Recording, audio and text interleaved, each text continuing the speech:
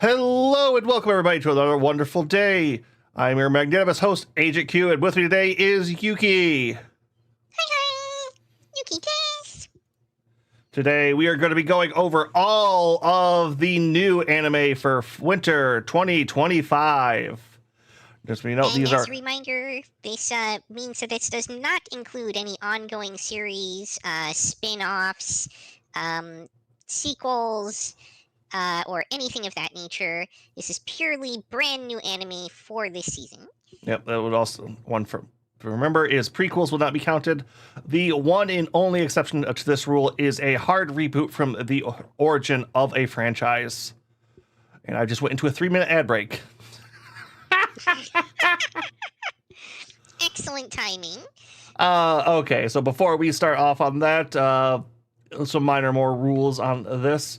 Like I said, the only exception will be hard reboots, which I don't believe there were any of this season. None that I'm aware of, yeah. Yep.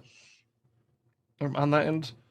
But for what we will be doing, this will not be a ranking of quality for the most part. What we will be mostly doing through this list will be a good, nice little trailer watch to get a feel for the animation and the quality of the show, as well as a description of what we thought and how many episodes it takes to watch to get your accurate footing in the show. Whether it be the 1, 2, or 3 episodes for how long each one takes. You know, there's the standard one. This is how long it takes you to this. Oh, I know exactly what this is right from the cover. No further explanation needed. 2 is for your shows that have a little bit more of. Episode 1 might have been a trope, hook, or misdirect. What comes to mind right away is the good old Imminent in Shadow. Going off episode 1 and that one would have been a big fail, but episode 2 gives you a good feel for where it's going. Where 3 generally pertains to longer running, a series that will be longer in running. A lot of shonen and stuff fall from this, and they need to set things up episodes 1, 2, and 3 to get the plot fully rolling. You also see a lot of 3 episodes that have some kind of major twist in episode 3. Correct. Now, the 2 exceptions we have to quality are the must-watch and the skip. Must-watches are shows with a not only high pedigree and high hype, but all their early episodes have delivered on the quality that we are expecting, and this should be a show to keep an eye on. Of course, the must-watches.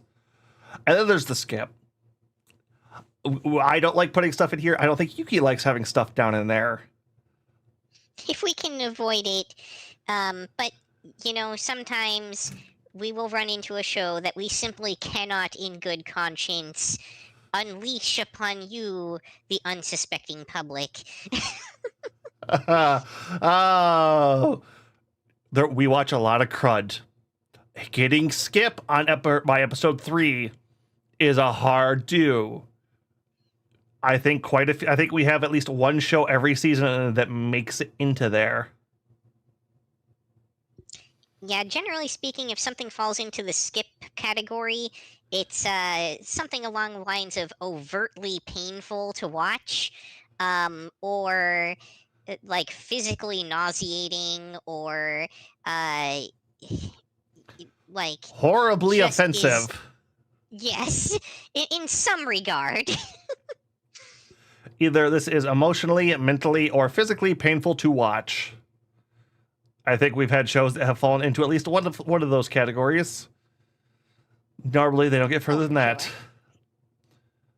On the other hand, it is possible for a show to make it past the skip, even if it does have some pain involved in it. You know, sometimes a little emotional pain is part of art. However, if the act itself of watching the show is painful, it'll probably find itself there. Yep. But with that, we have, like I said, our going tier list here. This will be published on all of our social media after the show for anyone who would like to keep up on that and just wants to skip to the end. Other than that, I think we are good to start with our first trailer tonight, Yuki. What do we have on the starting docket?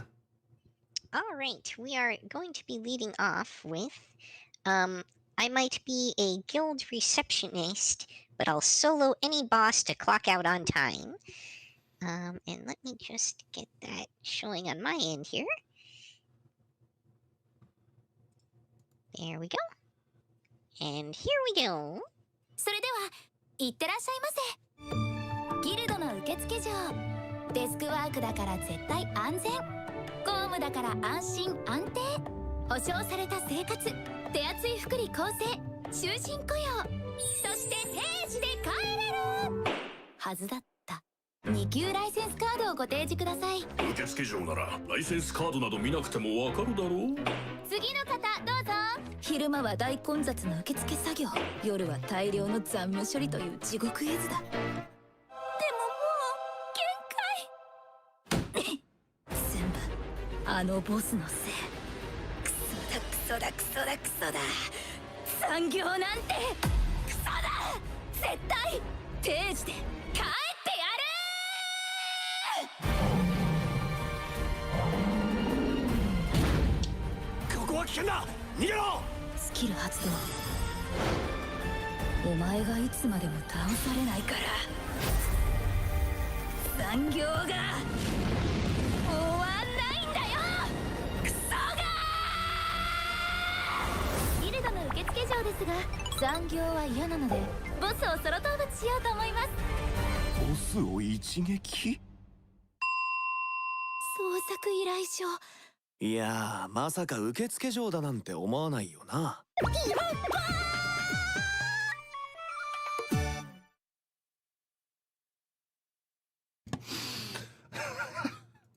I think everybody can kind of relate to that. We've all had that boss who's kept us overtime that we've just wanted to Sorry kill. about that, it looped there.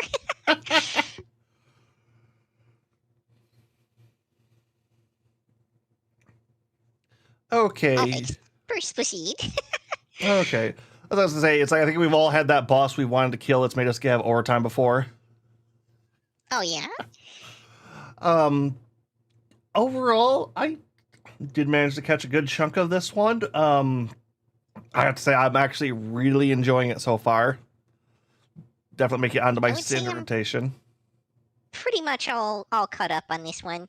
It's definitely kind of more in the fantasy trash category than one might guess from what we see in the trailer. But it's definitely very enjoyable trash. Yep. Anime, I would say the story for this feels very interesting because I do enjoy I have all this extra stuff I could do. I just want a stable job. I want to go home on time. I want to live in a comfy apartment. That's all I want. That's all I want. It's like, oh yeah, no, that's relatable as hell. That's yeah. It's like I don't want to be the hero. I want stability. I want a good place to live. I want sweet food from the bakery I like. Honestly, I feel like it's very much a sign of the times. Like this, we don't want to be the hero. We just want This is basic. the changing power fantasy. Today's power fantasy is having stable income and a place to live. I hate how much that's true. Overall, the story on this is very interesting. The main character is, like I said, she's really goddamn relatable. Oh, for sure. I will say it does swing into a little bit of the rom-com territory after episode 1. Very vaguely. Like there's definitely like a little romance subplot going on that's pretty one-sided, but Yep. Overall, I think. What do you think, Yuki? 1 episode or 2 for this one? I think you pretty much know what you're getting into by episode 1. The core premise is there, and most of the show is really delivering on that comedy element. Yep. Fun trash fantasy comedy. With a nice bit of action. I'm going to just start leaving the animation questions to you. How does this look overall? Overall, I'd say it's probably a cut above our typical fantasy trash, but it's certainly not immune to having long scenes of just kind of like static mouth flapping animation. but like the character art is smooth and everything. It's not all janky and nobody's like off model all the time or anything like that. So it's like B tier, Above average. slightly above average for the type of show it is. Yep. Okay. One little extra bit I forgot to point out. So normally we try to get our thumbnails and pictures for all of our shows from the sites and streaming sites themselves to be more recognizable for everybody. Crunchyroll has decided to change up their algorithm, how they do this from now on. To compensate, we've had to do a little bit changes on my side, but has introduced a interesting new system. Shows that Crunchyroll apparently thought would do better get a custom title, where the rest get Comic Sans for text in their title. So I'm not joking. That's like there are just subs that's just like, this is Comic Sans, where we have the fancy title drop here. So from Crunchyroll, the bigger shows will have this fancy title bit here, where the ones that they don't think will do as well will be whatever I could scrounge up. So for those wondering what the difference is, that will be it. All right, we have the first one episode. All right, Yuki, what do we have coming up next? Next up, we have Zenshu. There we go.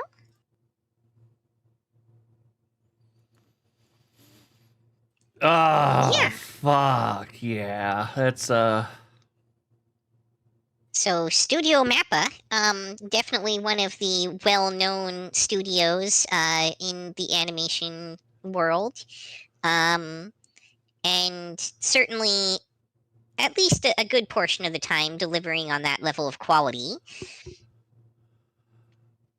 You can tell that the show had to be efficient here and there, but it definitely has a lot of really bombastic moments of action, animation. well, yeah, not just action, but yeah, like the Sakuga goes really hard when it does pop out. But it's not your typical Sakuga. It's animation Sakuga, and I'm not sure how to describe that to someone.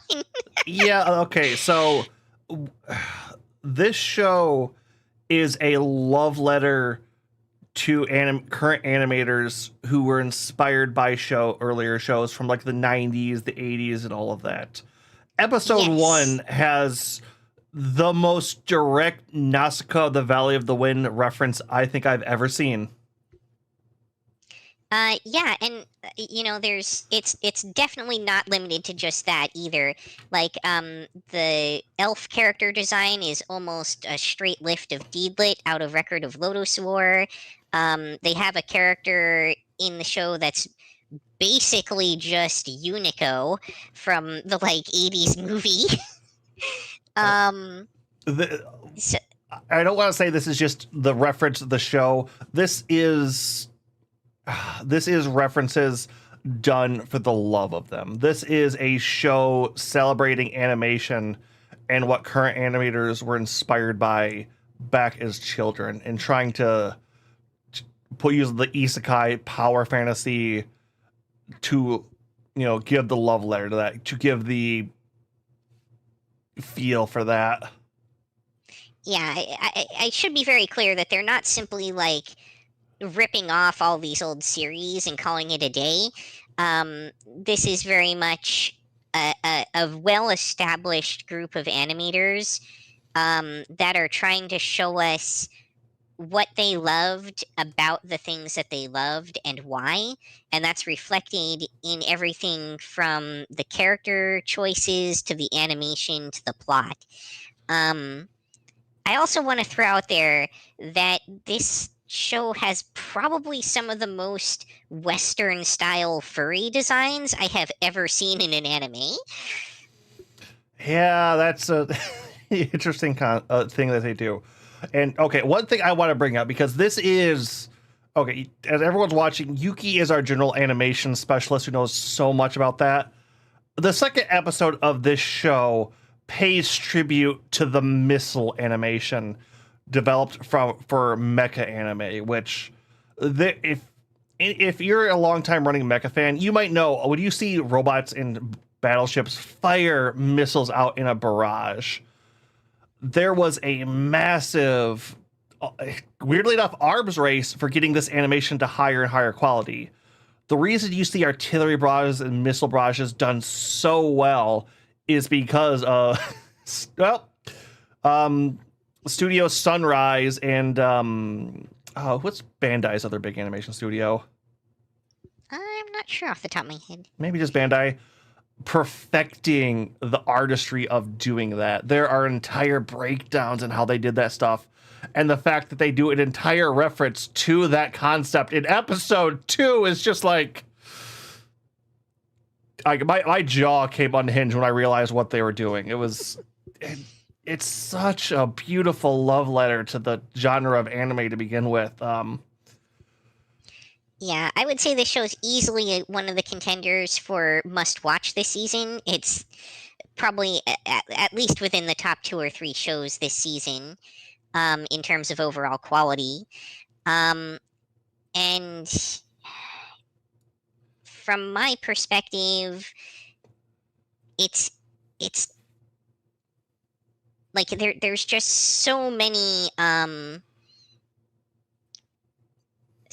connections to the fiber of what anime has developed from over time that to really truly get a good appreciation for this show, it helps immensely to come in with at least some background knowledge of the shows that were kind of popular and or defining in some way of the kind of 80s and 90s anime scene.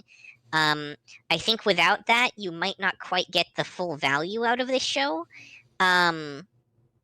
But it certainly could still be an enjoyable show, even if you're coming in blind and without that kind of history behind you.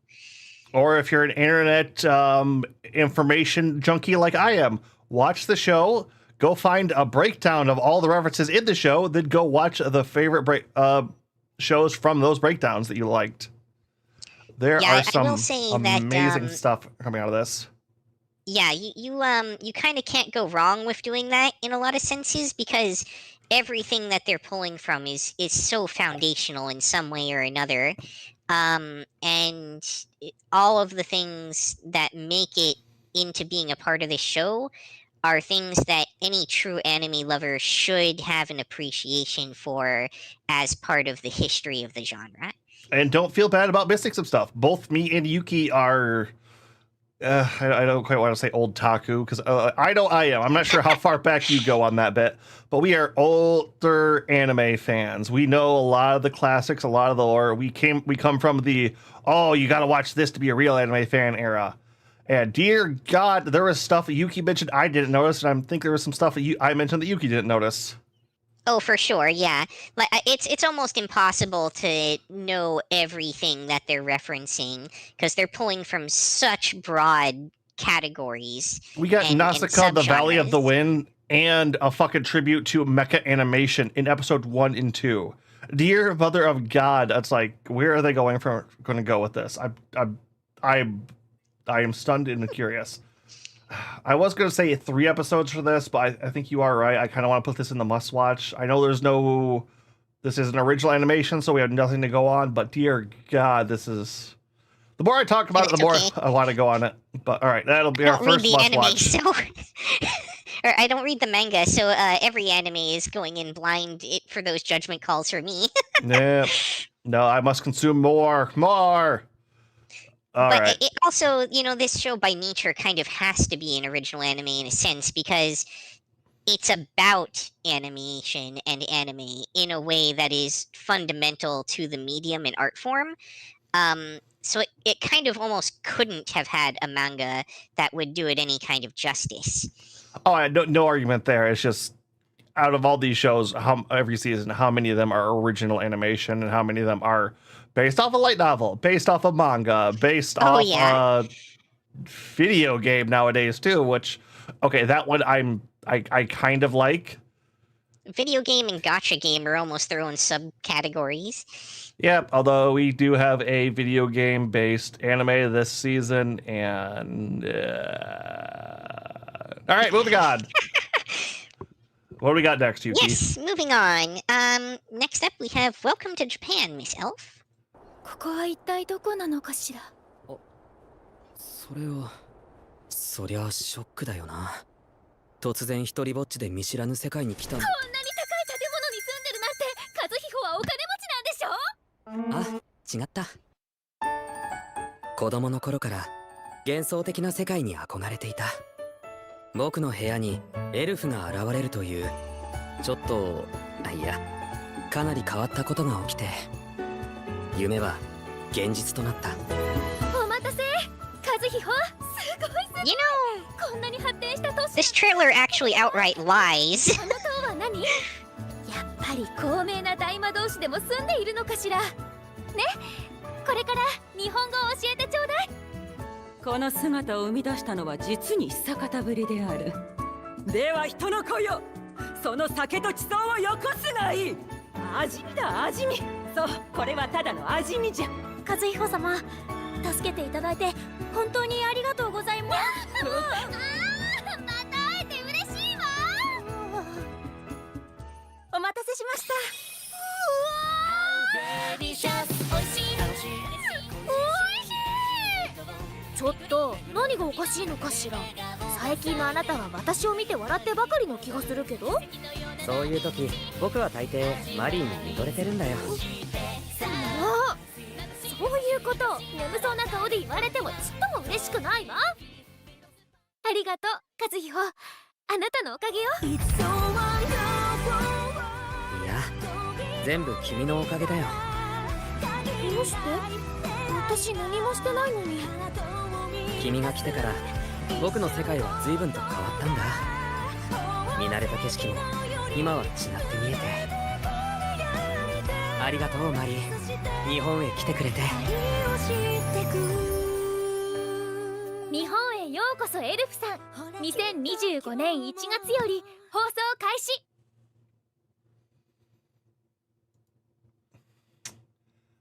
All right. Unfortunately, this has been one of the ones I have missed. So you are going to have to take. You didn't get to watch one of the isekai trash shows? Hey, this technically is reverse isekai. It looks like.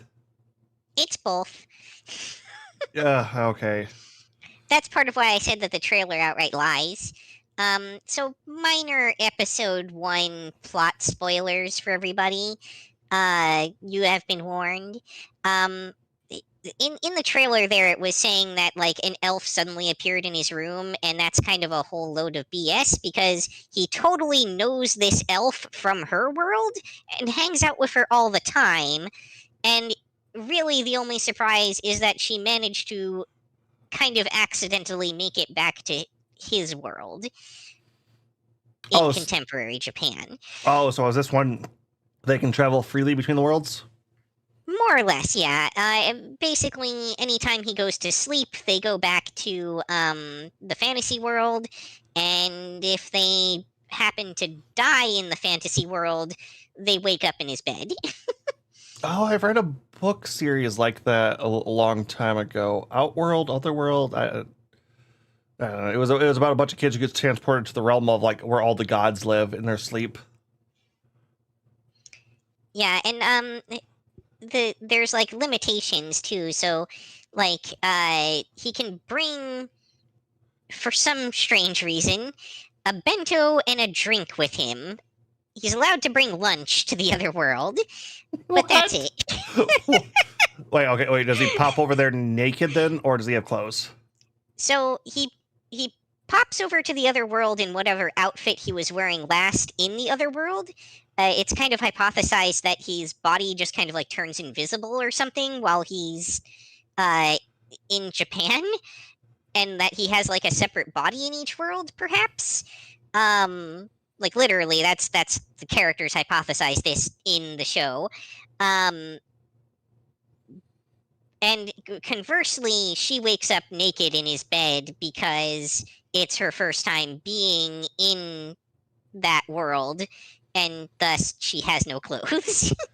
Okay, then that's And also because it's very much that kind of series. yeah. That felt like there was some waifu stuff going on there. Oh, for sure. In fact, you might have noticed that significantly more attention was placed on the character design details and animation for the elf than on our protag-kun, which is hardly surprising, but again, kind of shows you what kind of show this is. Oh, you mean the generic-looking isekai protagonist? Mhm. Like, I can't even remember if he had like dark black hair or if he was like slightly blue. It was pretty much dark black hair, yeah. All right then. Although apparently in the manga, it was more of like a lighter grayish black, I guess. Small design changes from the manga like that aren't a big thing, especially when it comes to coloration. Yeah. Okay, Yuki, where would you think this one should go? I think you've got a good handle on this series by episode 1. All right. I'm animation pretty much par for the course for your isekai harem fantasy trash. Yeah, it's definitely not in any way like offensive to the eyes that I've seen so far, but don't expect any sakuga or anything like that either. We're talking a reasonably well used but modest budget here. Okay then. Unless you have anything else to add, I think we're good to move on to our next one. All right, next up we have possibly the greatest alchemist of all time. Ah, proper isekai trash.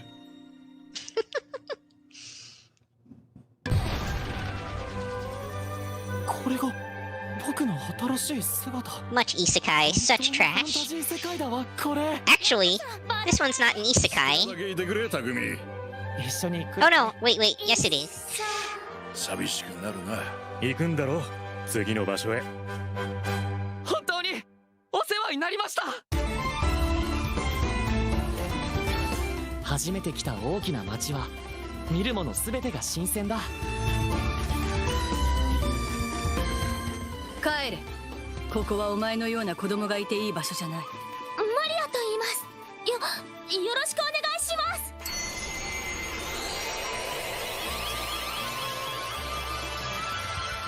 ここには払い下げの魔術書がたくさんあるんであります。この人は今まで会ってきた貴族たちのような人ではない。これまでできすぎなくらいいい人たちや場所に巡り会えたのも全部過去のおかげ。これからの成長や出会い、すべては匠くん、あなた次第。僕たちはお互いにお互いの翼なんだって思うんだ。決まった。僕らのパーティー名は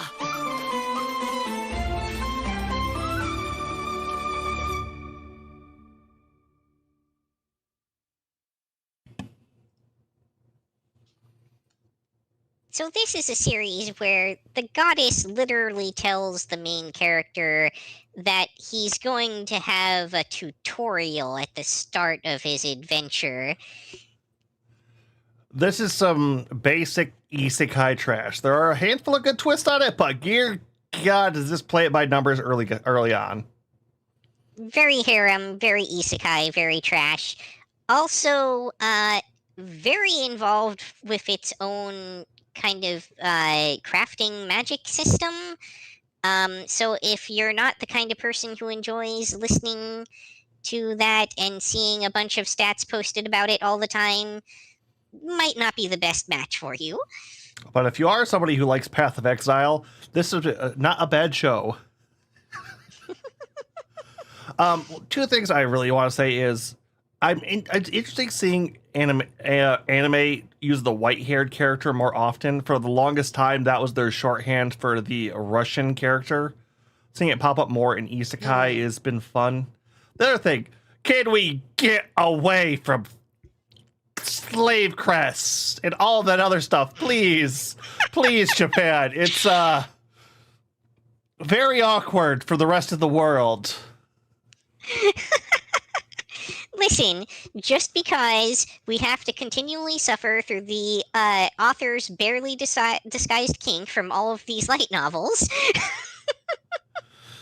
Oh, But that said, I will give them a certain amount of credit for the kind of unique twist that they give us in this on the way that slavery is implemented here, with it being more of a indentured servitude or like Roman style of slavery, where it's like a work to your freedom sort of system.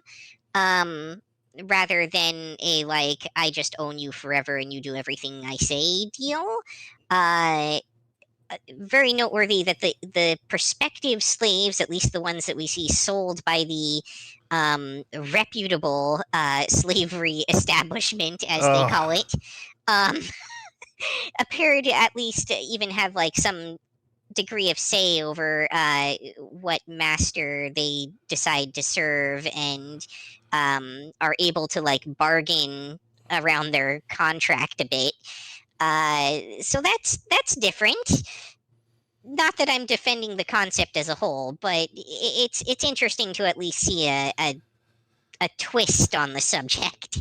well, this is the isekai that's trying to explore its world. This definitely feels less like an action, romance, or harem, and more like a crafting style one with the other bits for thrown sure. down there.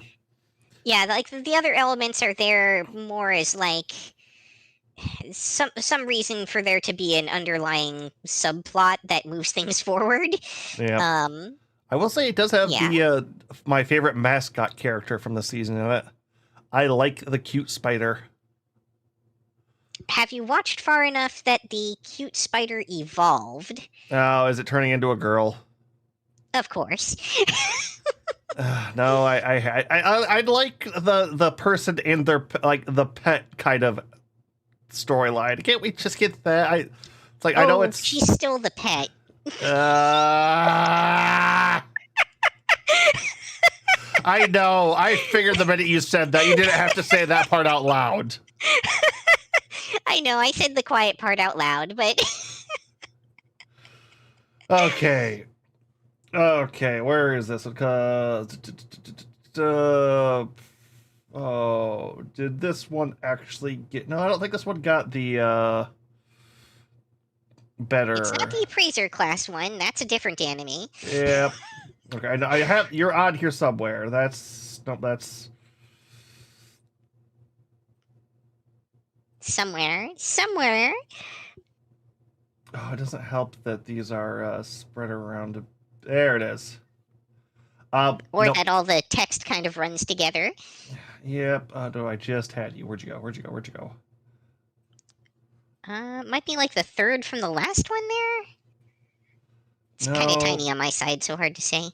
Oh, in that case, try far left middle. Next to Anyway I'm Falling in Love with You. I think that's it. Yep, there we go. It was dropped on my thing. Unfortunately, like I said before, it's Crunchyroll was not happy with this one. Or did not have faith in this one. Although, yeah, some of those on here. Can't imagine why. Some of those this is on a series here that I can't like. It would be weird. Well, okay. I've seen worse series get a season 2, but I don't feel like it would justify having a season 2. Oh, there's so many shows that have gotten season 2s that just kind of make me scream inside. Right? Like, the things that never get sequels that so deserve one, and then the worst garbage will get like a sequel season that will somehow be even worse than the first season. Looking at you, Demon Lord in another world. Whoops. Okay, that's a good one. What do we got next, Yuki?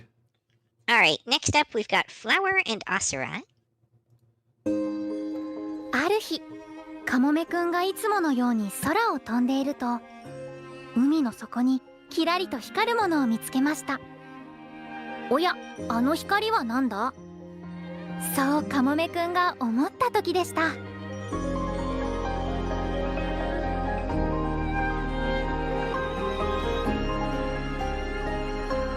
僕の前に道はない。僕の後ろに道はできる。光の苦さ、また青さ。4月の奇想の光の底を椿し歯ぎしり行き来する。俺は一人の修羅なのだ。お前の本当の願いを言え。私が叶えてやるよ。私、放送部に入りたいです。花は咲く修羅のごとく。1月放送開始。 So, as I recall, you didn't get to watch any of this, right, Agent? No, there's only one high dive show I was able to get to, and I think I know you know which one that was. Yeah, I will make some assumptions and probably have them validated later. Yeah, so this is a show that's about a special interest that I feel like is probably extremely niche even in Japan, and even far more niche outside of Japan, which specifically is like poetry readings. This show, it got a decent animation budget, and it has Sakuga and everything. It's just Sakuga as applied to modern everyday life that tries to make something that's really, really not exciting seem more exciting than it is.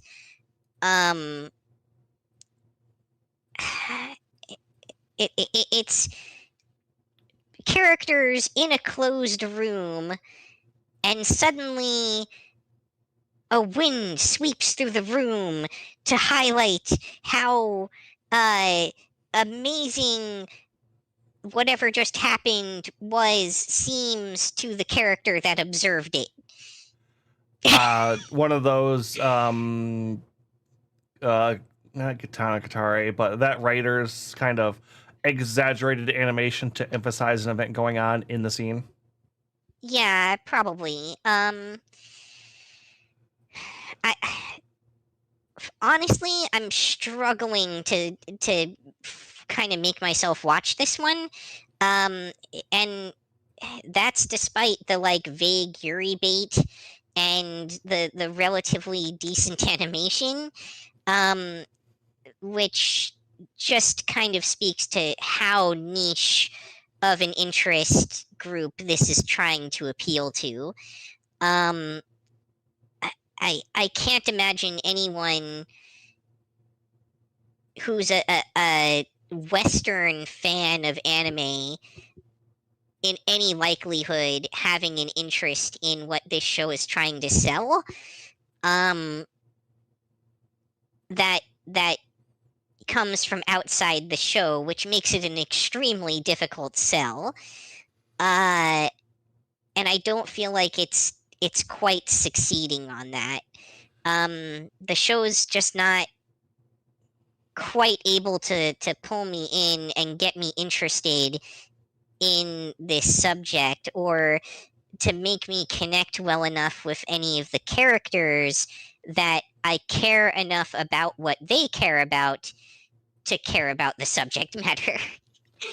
Yeah, it sounds like it's trying to go for anime and poetry overlap, which not the biggest thing, especially in the West, I can imagine. Or yeah, a bit. Yeah. And not even just poetry, but specifically poetry recitations. Nope. Very specifically the reciting of poetry, not the poetry itself. Yeah, nope, no, that's not going to be a big fly in the U.S. side. Yeah. All right, Flowers of Azura, right? Yeah, I think this is definitely a one episoder. It's not a bad enough show for me to put it in the skip category, but I don't think this one's going to be finding a large audience. No. All right. What do we got on the next up? Next up is Okitsura fell in love with an Okinawan girl. 俺は中村照明。この春沖縄に来た。好きな人もできて。あ、キャンさん。なんか様子が。誰？ああ、ヒーナおじさん好きだからね。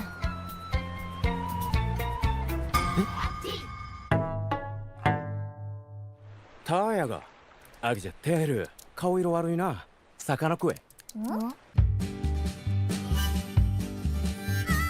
テール、あんたは今沖縄特有ののんびりした時間の中に。おーい。またごめん。やっと来たんじゃ。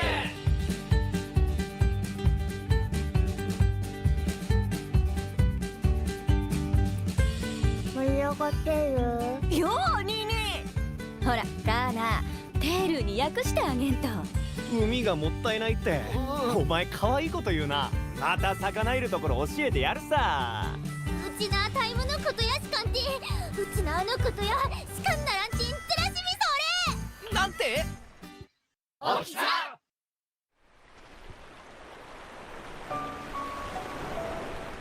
今日来たんですか？はい、朝の便で。こんなところで何してたんです？いや、まあ海初めて見たんで入ってみようかと。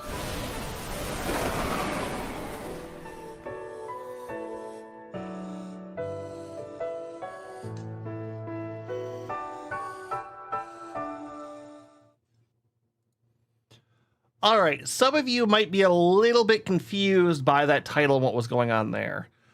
For those of you stateside or even our European friends or other side, Okinawa in Japan is known for having a very, very heavy accent. A lot of the times this is translated in dubs very oddly, I think would be the nicest way to put it. They often give him like a southern drawl, but it's not a very accurate comparison.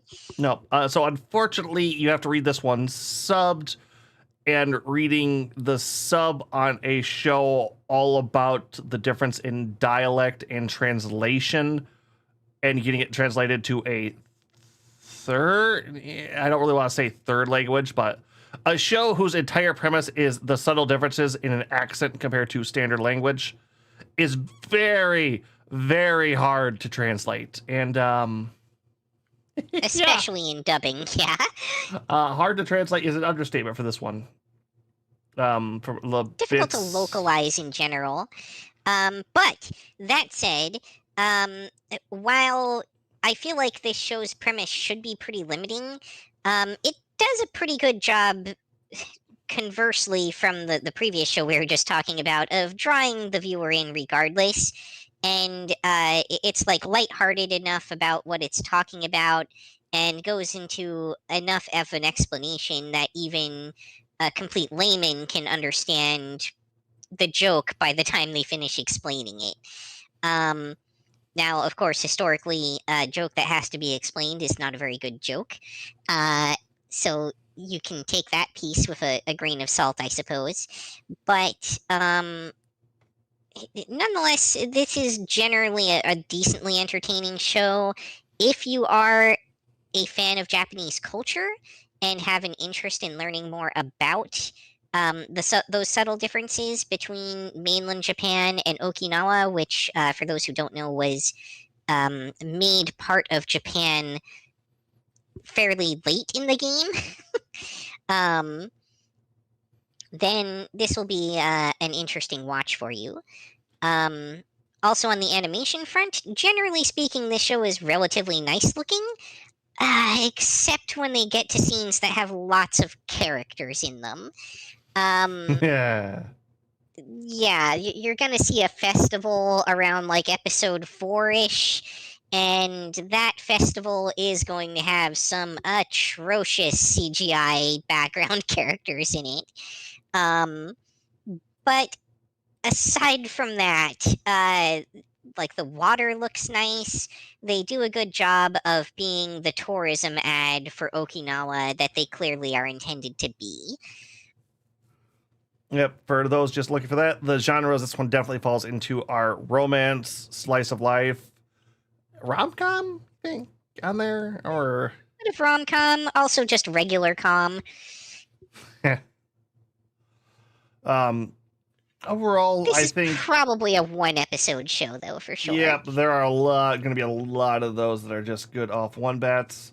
So if you like a nice little slice of life, look into Okinawa history, lore, or just want to watch a bunch of cute tan girls and the dweeb around them, not a bad watch.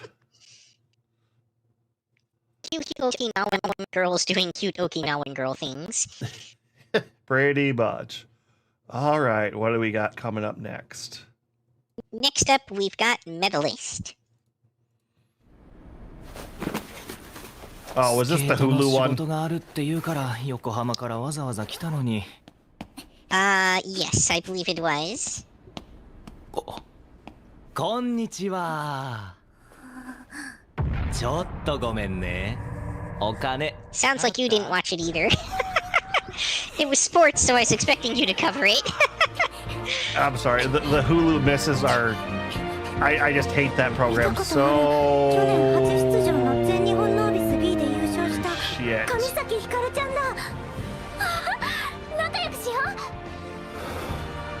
この子はここまで一人で覚えてきたんですよ。今からでも追いつける。俺がこの子のコーチになります。コーチとしてスケートを教えます。私フィギュアスケートどうしてもやりたかったんですけど、お母さんは怪我するからダメって。君は十分偉い。あ、名前。祈りです。唯一か祈りです。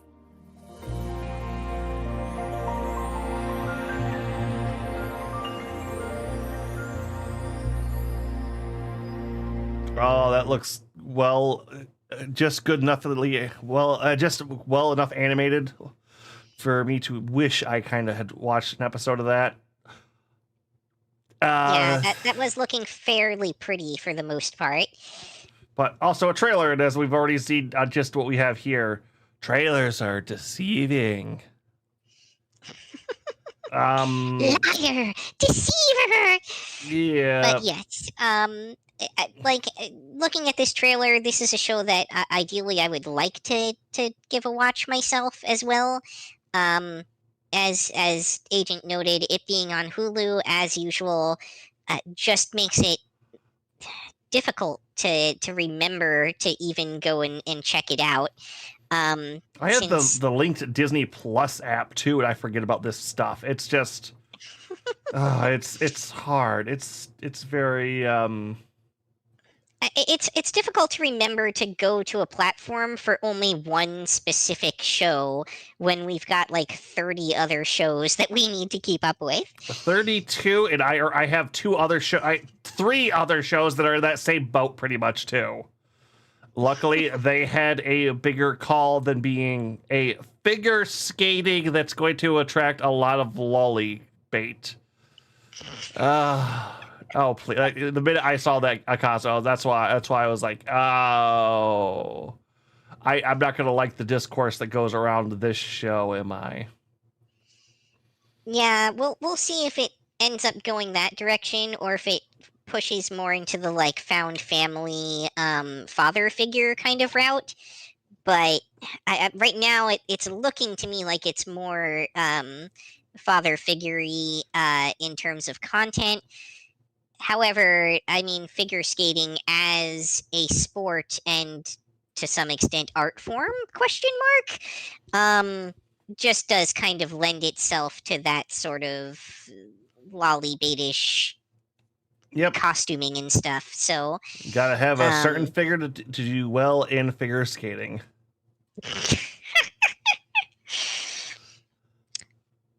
All right. Well, I can't really judge that one. I'm guessing it's probably a one episode. Yeah, that's where I'm Certainly going to throw doesn't it. seem like a skip unless you don't have Disney Plus or Hulu as appropriate. It's Hulu. It just Disney has been smart, and now you can watch Hulu shows on the Disney app if you have the bundle. Oh no, it's actually a regional thing. In the US, it's Hulu, but in most other places, it's actually on Disney Plus natively. Oh, that's Yeah, that's how they how Disney does it, and it's horrible. well, Disney being horrible. Who would imagine? Yep. All right. Ready for the next show? Let's pull it up. Next up is, even given the worthless appraiser class, I'm actually the strongest. Could this be a light novel? Who's to say? Ha!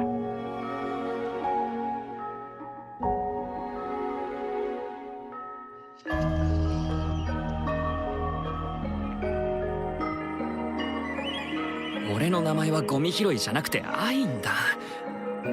俺が弱いからいけないんだ。鑑定。私も力になりたいから。私回復できます。世界中の雫使い放題。お役立ちまくりです。わしの名はウルスラ。 Please use all of my broad tree sap. ではこうしよう。小僧、わしがお主を鍛えてやろう。貴様は最強の賢者から直々に手ほどきを受けるのじゃ。生半可な覚悟で挑むことは許さぬぞ。よろしくお願いします。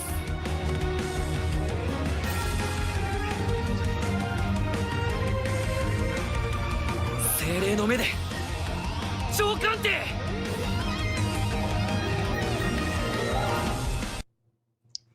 Yeah, you saw that right. Super appraise.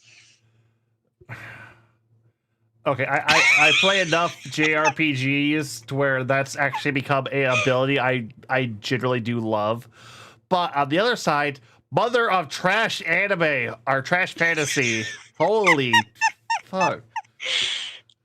Oh, did this is Yeah. Oh, okay. Yeah. This is one of those series that I think actually isn't an isekai, but really feels like it ought to be. It's not an isekai. This is just a pure trash fantasy. And yet we still have stat windows. yeah, like I'm just getting over that. They really wanted to emphasize some voice actors there. I didn't recognize the names, but they really wanted to emphasize the two female leads. Question mark? Yeah, the 1,000-year-old lolly elf girl is I don't know if she's a lead, but she's definitely a major supporting character. I would say she's a lead from what I've watched so far. The big-titted elf tree is definitely a lead.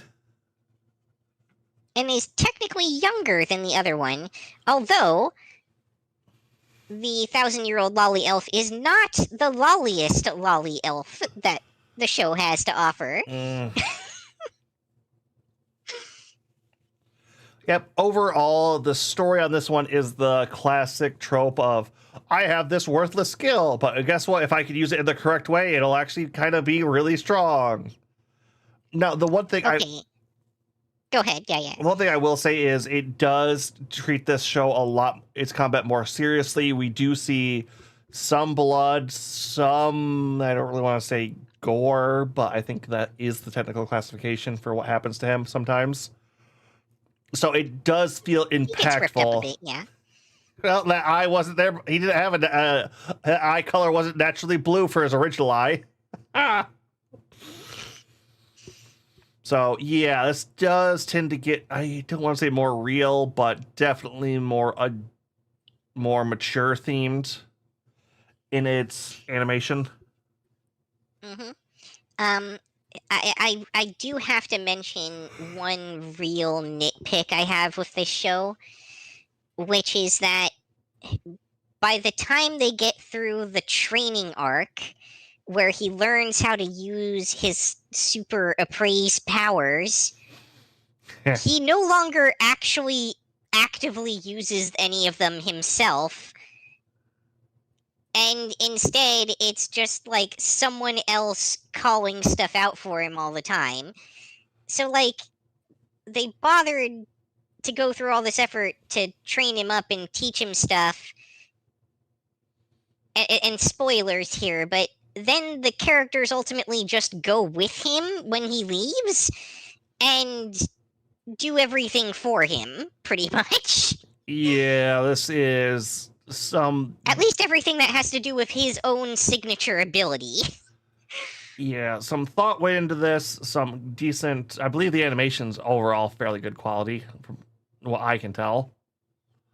It's again like probably C plus ish. Like it's pretty good for this sort of genre.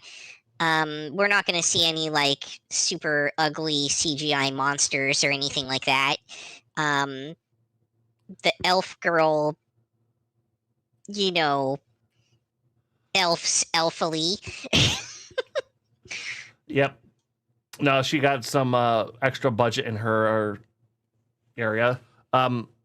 But overall, this is, if you want a slightly more mature trash fantasy with some overall decent storytelling and animation, it's a good go-to. Okay, the one thing I will kind of say is episode 1 gives you a good feel for it, but episode 2 is like when the plot kicks in, I would say. Yeah, you're not going to get to the actual plot of the show until episode 2. You're not out of the training arc until episode 3. I'm not going to say I 3 think episodes. By episode 2, you've got a pretty decent idea of where the show is headed. Okay, yeah. This was also one of the ones Crunchyroll decided to give the fancy title to. They expected that one to do well? You're going to see a couple out here and just be mad, Yuki. All right. Next up, we have From Bureaucrat to Villainous. Dad's been reincarnated. Oh!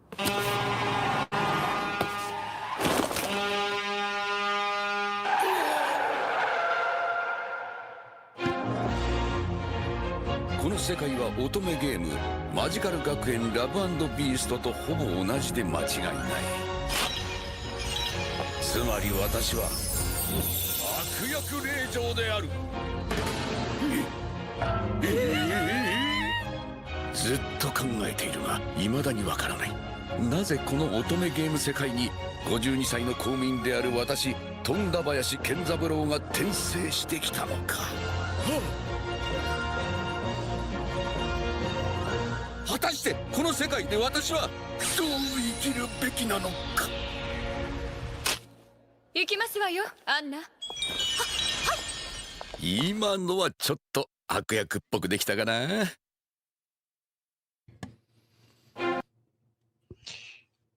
Now, I don't think this is the one that you ended up watching, Agent, but I do feel like this show would be very much up your alley. It is. I've been trying to watch this, but I like to put like some of the stuff I like at the end of my list to kind of motivate me to power through it a little bit faster. And this was kind of sitting at the bottom of my high dive list. And very much it looks like a show I actually want to watch. They do so much fun stuff here. It's but I have missed this, unfortunately, so you will have to carry us through it. Sure. Animation-wise, this is, pretty much C all the way through.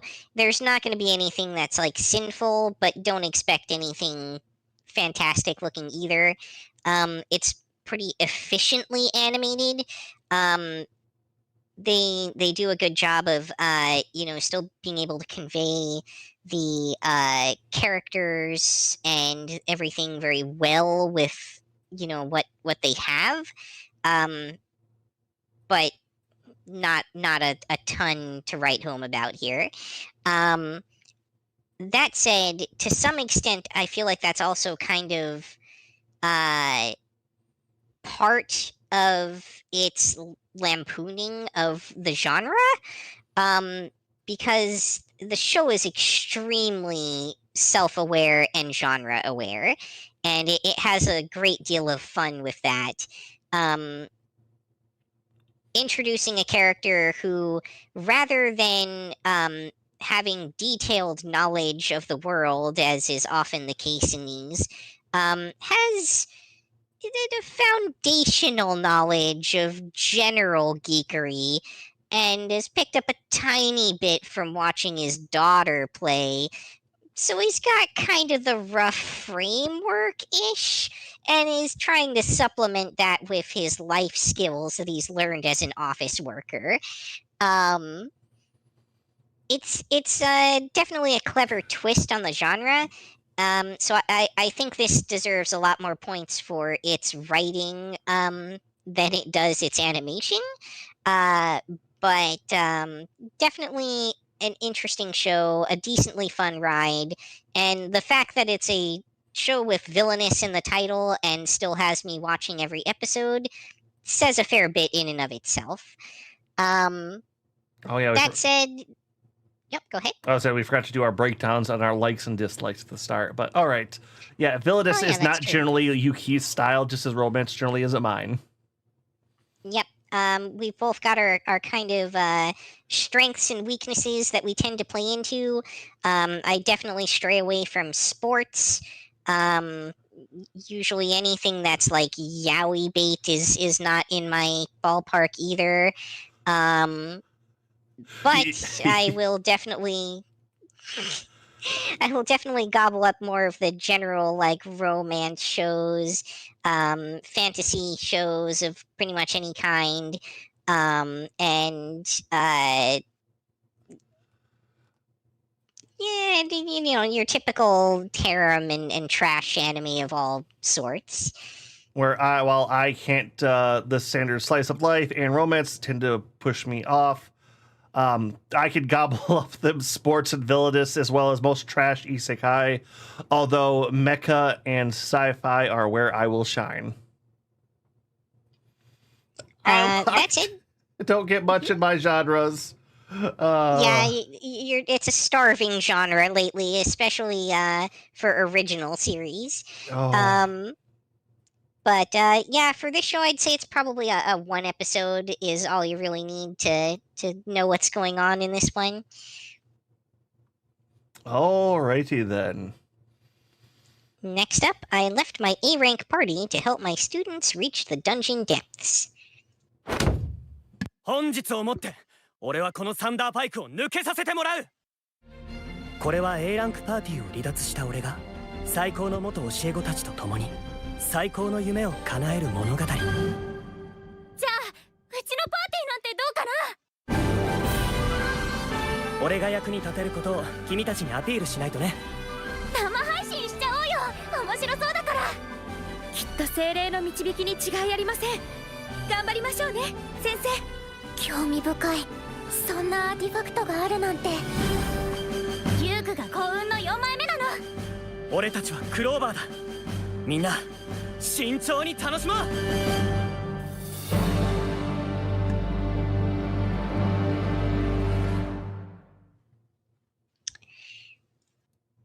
You've, I assume, watched some of this, Agent? Yep, I have kept up on this one. This is the trash fantasy that I'm also a fan of, so.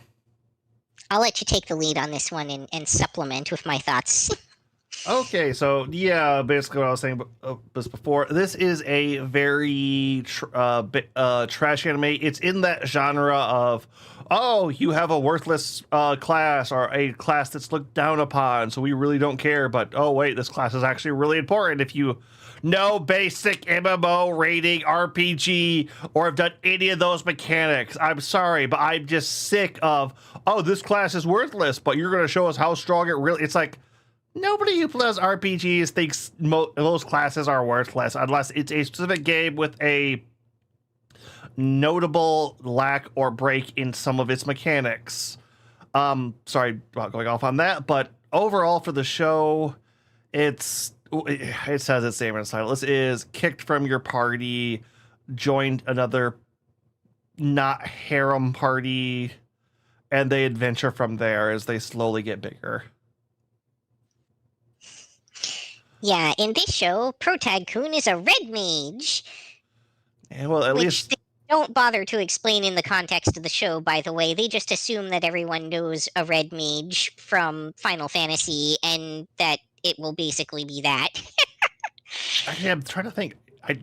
I don't think I know if red mage in any. I think red mage is a Final Fantasy thing specifically.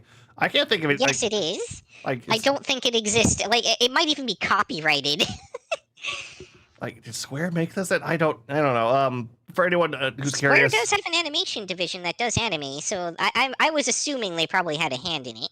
yeah. For anyone not aware of what a red mage is, a red mage can use swords to a somewhat degree and use all types of magic to a somewhat lesser degree. They are the magical jack of all trades, but master of none, with sword. If they can be said to have a specialization, it's usually debuffs. It's even hard to say that from my experiences in 14 and like Bravely Default, because red mages generally are a buff and or sub revive tank. In Final Fantasy 11, they were definitely the debuff specialists and sub healers. Yeah, overall, there is one mechanic to this anime that was very interesting. The fact that while they don't really pay attention to like Windows skill trees and class screens somewhat, but they're there, but they're not like in your face there. They're like, this is what I try to do. This is the specialty I'm in. They have streaming segments of raiding parties that go into dungeons will pull up a live stream for a boss raid. Yep, or whatever they feel like streaming, technically. Which, okay.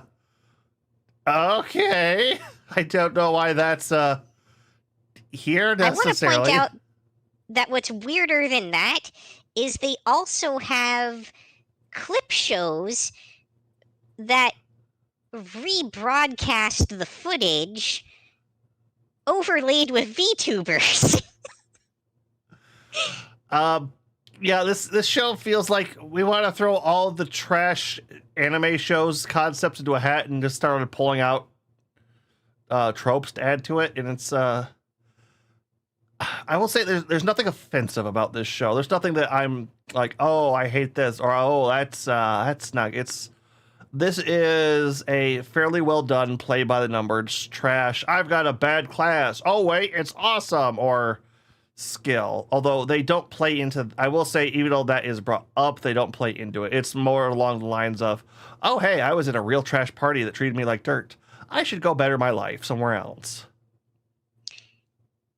And have that betterment be with a harem of cute girls. Cute girls that he personally trained that all kind of I don't want to say worship, but that might not be too far off, honestly.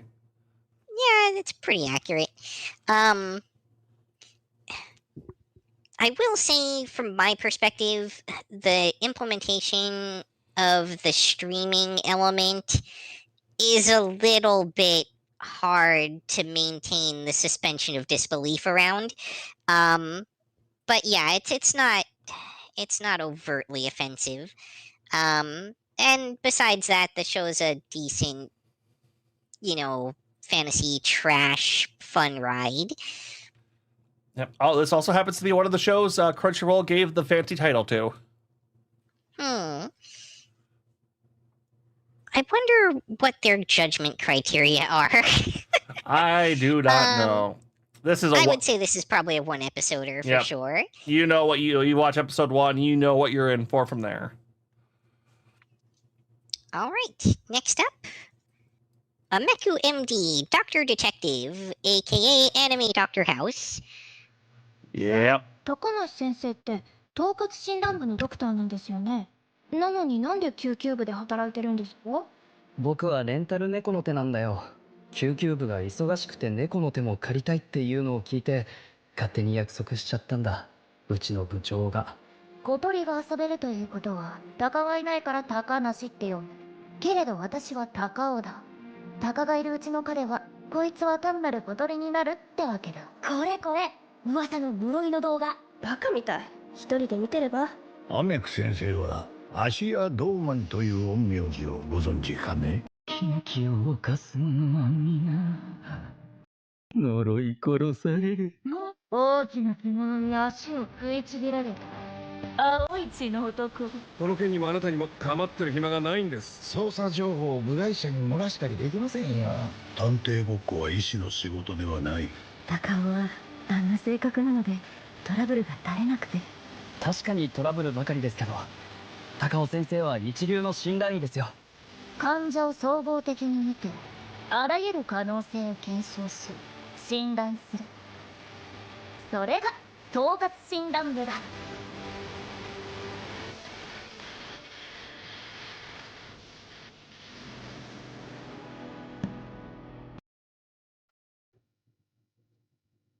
Okay, the Dr. House reference is a little way too accurate for this show, honestly. Or Bone. To be fair, they're both pulling from Sherlock Holmes, which is how they arrive at that. And while she is very rude to people by Japanese standards, it certainly doesn't compare to what we're used to seeing from House MD. Yeah, this is Sherlock Holmes with the hospital drama tag for. I don't want to say hospital dramas for just the middle-aged woman at home, but you know what that audience is for. What audience watches that? So if you would like to try getting your girlfriend or your mom into anime, not a bad start, possibly. Especially if they're into something like true crime. Because this anime definitely trades on its weird death scenarios or weird near-death scenarios. And probably the biggest criticism I can level at this is something I've heard others mention, which is that the show really demands a pretty high level of medical knowledge, or at least the kind that's specific to these sort of medical drama shows, to be able to have a chance of following along and predicting the endings. I happen to have that, so that makes the show a bit more enjoyable to me, I think, but without that, you're not really going to be able to engage with the mystery element of the show nearly as well. Nope, I do not have that, and this definitely felt like I was watching an episode of House where like, oh yeah, that's science, medical talk, sounds right. Yeah, I definitely, on the other hand, was able to actually like call what was going to happen in episode 3 pretty much right from the start, because I recognized the symptoms in the scenario. So, all right, if you have more medical knowledge, this is a better show. If you have less medical knowledge, but like your hospital dramas, fairly good overall. Animation is drama level. Yeah, it's all right. Certainly nothing notable one way or another in it. I would say this is probably a 2-episoder, if only because episode 1 is a 2-parter. Yeah, it's 1 does give you a general feel for it, but 2 really gets you into the full flow of how the story will go. And I will say that is fairly well important for this one. Yeah, I think without getting to the end of the first case, it's hard to give the show a fair judgment. All right. Next up, we have Headhunted to Another World from Salaryman to Big 4. You know, I think, Agent, despite the lack of sci-fi shows, you're still eating pretty well this season. Yeah, I'm not gonna. Yeah, okay, yeah. Okay, I love the villain side of the stories, seeing the inner workings of how a Dark Lord army or Overlord would actively control and manage that. So on that aspect, I love this. On the aspect of the, isekai, isekai into this. Okay, this is a trash isekai. Not going to sugarcoat that at all. But what this is that behind the scenes mechanics of a kingdom, trying to use business bits to help run a Dark Lord's army.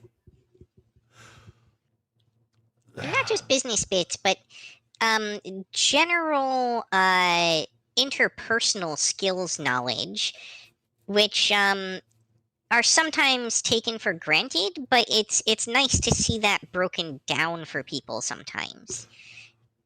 Oh yeah, this is very much a show, not just about talking to people, but talking to, like, there is an entire bit about talking to foreigners and realizing, oh hey, this part that seems like I'm doing horrible is just a part of your culture and how you react to stuff naturally. This doesn't mean I'm in a bad position. This means you're kind of happy, actually, which can be a big thing when talking to other people from different cultural backgrounds, different countries.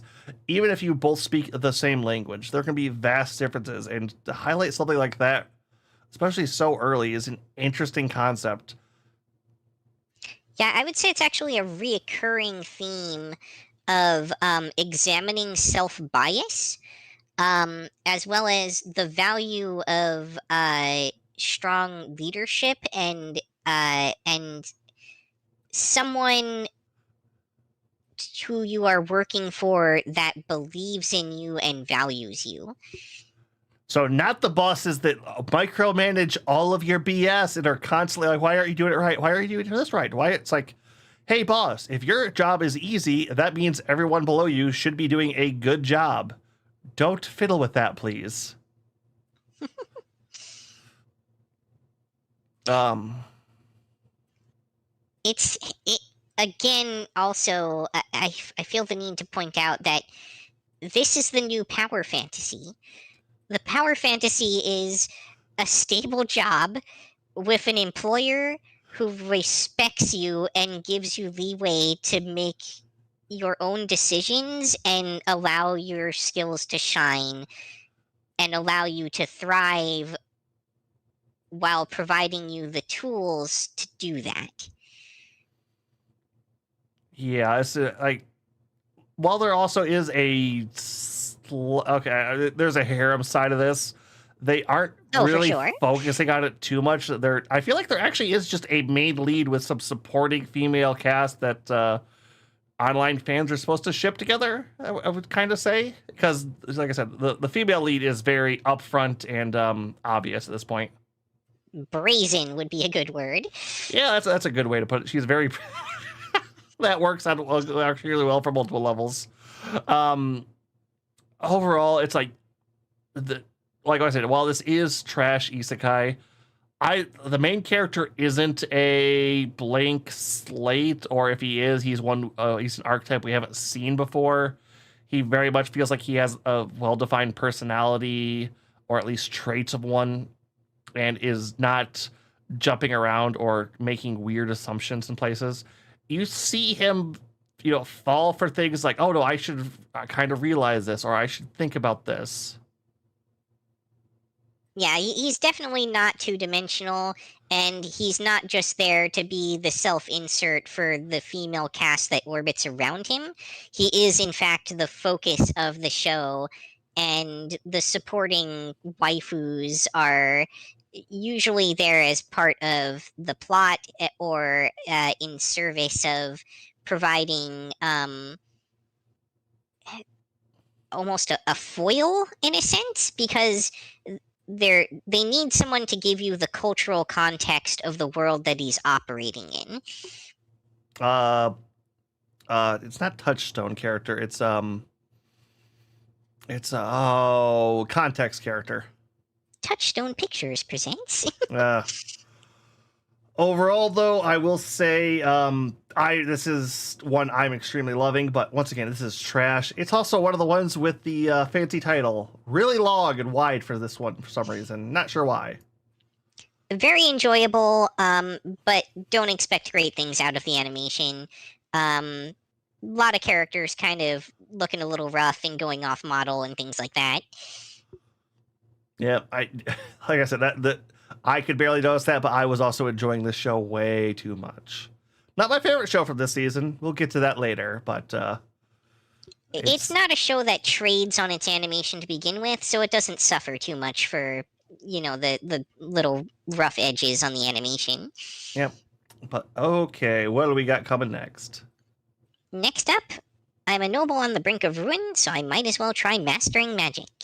Oh, light novel, right? 小さき者よ。大きな魂を持つ小さき人間よ。 It is the light noveliest light novel.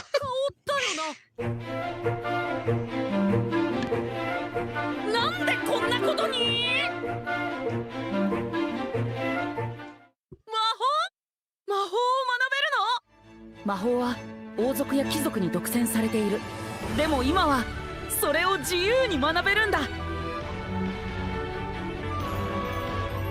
えリアム、一緒に狩りに行かない？私で力になれるのでしたら。目指すは独り立ち。やってやるぞ。テレビアニメ「没落予定の貴族」だけど暇だったから魔法を極めてみた。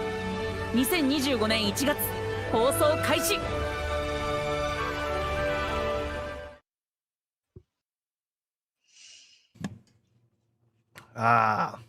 Yeah, this is okay. What do we have 2 or 3 shows about a reincarnated person trying to master magic in a fantasy world this season? I think it might be 3. Yeah, it's like I know there's at least Depending 2. on how you measure it. But it's like I swear there's a 3rd one I'm forgetting about. This is the middle of the road out. If there is 3, it's the middle or bottom one if there's 2. This is a harem isekai power fantasy. It's the main character having anything and everything just handed to them on a silver platter. Like I'm trying to think of like what the okay, so the big thing is I'm a failed noble, so I might as well, it's like that's really not indicative of how the show goes. That kind of gets resolved in episode 1. Yeah. The rest of it is it's not badly, like nothing's bad about it. It's just it's very by the numbers, very tropey. They even threw in slavery again. Or binding, or however you want to call it. It's Oh yeah, no, like every girl in the show is his familiar. It's I don't think the princess is, but or yet. That's a strong yet. Yeah. But she has definitely been betrothed to him, so there's that. Oh, I think I'm not that far into it yet. But yeah, that's. And I'm sorry, I know that's technically spoilers, but in a show like this, it's really not spoilers. if you haven't seen a trash paint by numbers isekai yet, this is a bad start. There are several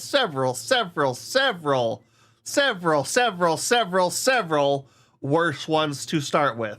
If you have seen the mountain of them, it's a C. It's okay. It's nice. It's another show in the pile. Yep. You know what this is after episode 1. I'm not going to say anything more on after that. What do we got next? There is one thing I do want to note about this. You remember the really, really awesome Shota Bait magic show we had a few seasons ago? Nope, I'm very familiar. This is pretty much that if they took all the good stuff out of it. Yeah. If you took away the entire animation budget and axed all the writing staff.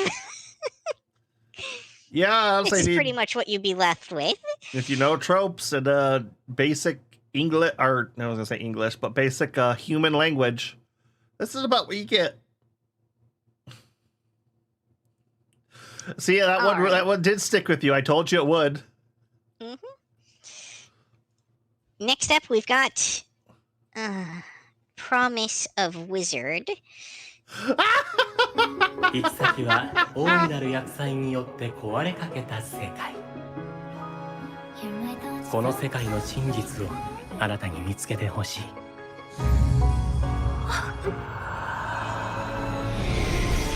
賢者の魔法使いとして召喚に預かりました。空を飛んでる本当の魔法使い。賢者様は飛んだことある？俺に捕まって。魔法使いは約束をしない。約束を破れば魔力を失うからだ。言葉はとても大事。祝福することも呪うこともできる。地面に墜落してきそう。あれが大いなる厄災だ。そのために君の力が必要だ。魔法で光を灯して見守っていよう。一人で生き残る力を身につける。全力を尽くします、賢者様。口の中が天国になったみたい。賢者を捕まえろ。人間たちは俺たちを信用しない。相手になりましょう。 I know this person who did this song. I can't place it though. 無数の光をまとって彼らは笑い声を響かせる。テレビアニメ魔法使いの約束。That was creepy. I was not expecting the Satan voice. I think that was like everybody talking at once. It was, but it came out terrifying. Yeah, so this is an isekai BL story. Okay, so this is going to be strong yaoi bait, strong male harem. Yeah, this is the reverse harem to a T. The one thing welcome Raiders. Hello, welcome Raiders. We are going over a BLL anime whose opening episode is one of the most confusing episodes of a show I have ever watched. I understand what they were going for in this show. They wanted the main character to be a complete fish out of water that didn't understand, and they wanted the audience perspective to be from that character. Dear God, the whole episode 1, I could just take it on. I'm not going to finish that sentence. I could know how to muddle my way through and not. Good night. Thank for raid, and not get flustered on things I don't understand. They will just be added into my brain with the tag "to be filled in later" with crazy proper nouns. You will if you're not somebody who can watch an episode and not understand anything about it, and that be the intent and like it. Oh my God, this is going to be a hard sell for you. On the other hand, if you can kind of muddle your way through episode 1 and get to episode 2, they very much all take a breath and all right, we should probably explain what just happened to you. Yeah, my brain was violently opposed to allowing me to make it through episode 1. Oh yeah, no, it's a fact I've had to learn while picking up Warhammer lore. Just they're gonna say a proper noun. You're not gonna understand what that means, but it was very important, and you should remember that noun.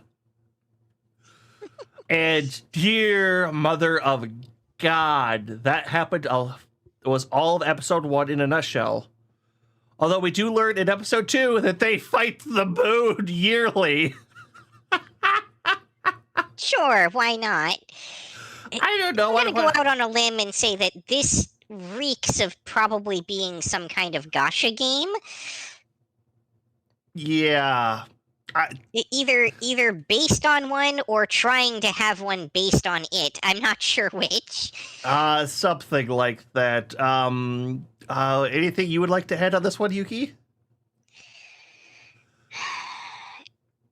This show was painful for me, and it was a hard drop for me after episode 1. I don't feel like I can bring myself to watch more of it after the suffering that episode 1 inflicted upon me.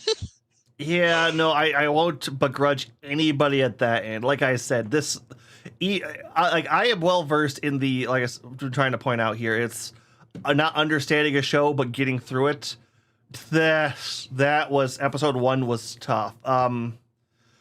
Which is the hard sell here because I feel like episode 2 sounds like this is probably a 2-episoder, but with the caveat that your brain may turn to intrusive thoughts before episode 1 is out.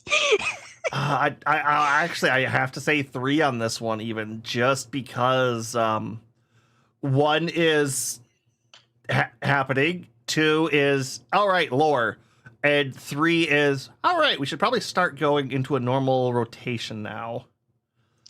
Well, Agent, if you can manage to sell people on 3 episodes of this show, I think you might have a future in Herbalife. What was this show called again? Wizard Promise, right? There it is. Promise of Wizard, yeah. Promise of Wizard, which that's the official localization, by the way. yeah, that's it's I can kind of understand what the idea was behind that. If you like a BL isekai with middling animation, bad animation. I know there was one cut in this show I specifically noticed that was just like, wait, what just happened here? I'll speak to the animation for a second, because I feel like I can do at least that much, having forced my way through episode 1. The animation in the show is hamstrung by the complexity of the character designs. They had to go complex on the designs because what they're trying to sell you are husbandos, and that's what the show is trading off of. So they had to have each of those husbandos be unique and visually interesting in their own way, which is fine if you've got the budget to still do much with them after that, but they kind of didn't. So what they did instead is particle effects. Oh yeah, so there's now you've got sparkly wizard boys and lots of zoom shots with the camera. And I mean, that doesn't make it the worst looking thing ever, but it does set it up for a very specific aesthetic and a very specific audience, and I feel like that audience is Twilight fans. Oh yeah, that's pretty accurate, I would say.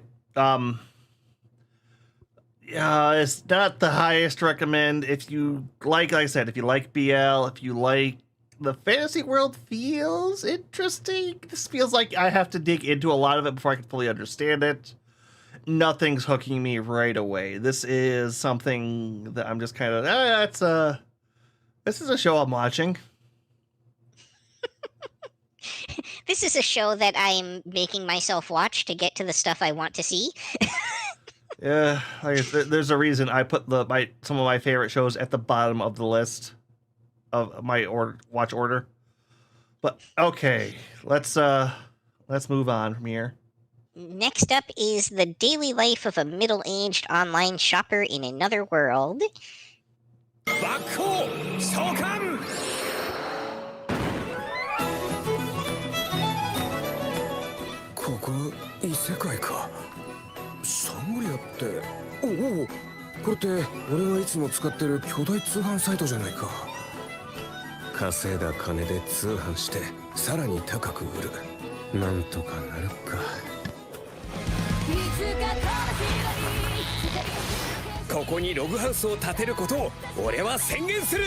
魔老商会金儲けの秘訣後期は絶対に逃すべからず。はあ、いつかお腹いっぱい食べたいな。一緒に寝ればいいにゃ。料理はうまいし酒はうまいし、ここは天国かよ。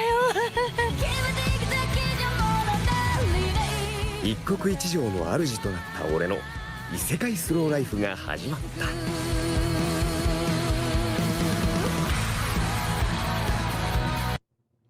Is there an All after right, credits off on this the- one? What? Is there an after little credit snippet at this one? There might be. It does have kind of a long bar here. ついつい120万の爆砲を買ってしまった All right, just that. All right, not a problem. Yeah. So, off the bat, this is very much in the cooking in another world isekai slow life subgenre of isekai that has been emerging. This guy gets laid more than some hentai protagonists. Yes, I was going to get to that later, but it is noteworthy that although it happens off camera, it's very clear that this protagonist fully gets laid in episode 1, which is something you don't see a ton of in these shows. I think twice in episode 2, too, honestly. Quite possibly, yeah. Yeah, we're There's only one character that we are kind of confirmed that he's explicitly not hooking up with. Yeah, maybe. Though that doesn't necessarily stop them from nudity in their general vicinity and sleeping together in the same bed. Yep. Overall, this is trash isekai slow life in another world with Amazon? Pretty much, yeah. I think they call it the not Amazon anime equivalent, but this is just Amazon. To be noted, because I didn't catch this in my episode 1, and I remember you texting me about it too. He gets a mecha bulldozer at some point. It's very focused on in the opening. It's not in the start. Oh no, it's a transformer. It transforms from a bulldozer into a mecha. Oh, who is that transform? I'm trying to. I know the Constructicons pretty well. I'm trying to think of who that is now. Wide haul, long haul, yeah, whatever. One of those guys. But yeah. So it goes into a little bit on sales, a little bit of the slow life. He might have a mystic actual cat, not like a cat waifu, which he has 2 of. At least.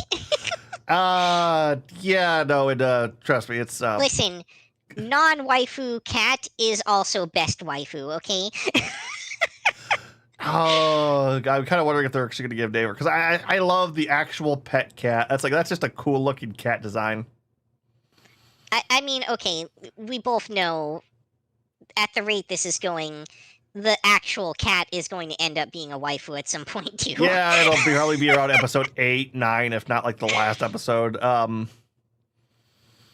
But yeah, this is honestly, I like the laid back slow part was a little bit at the start for me. It's like, okay, come on.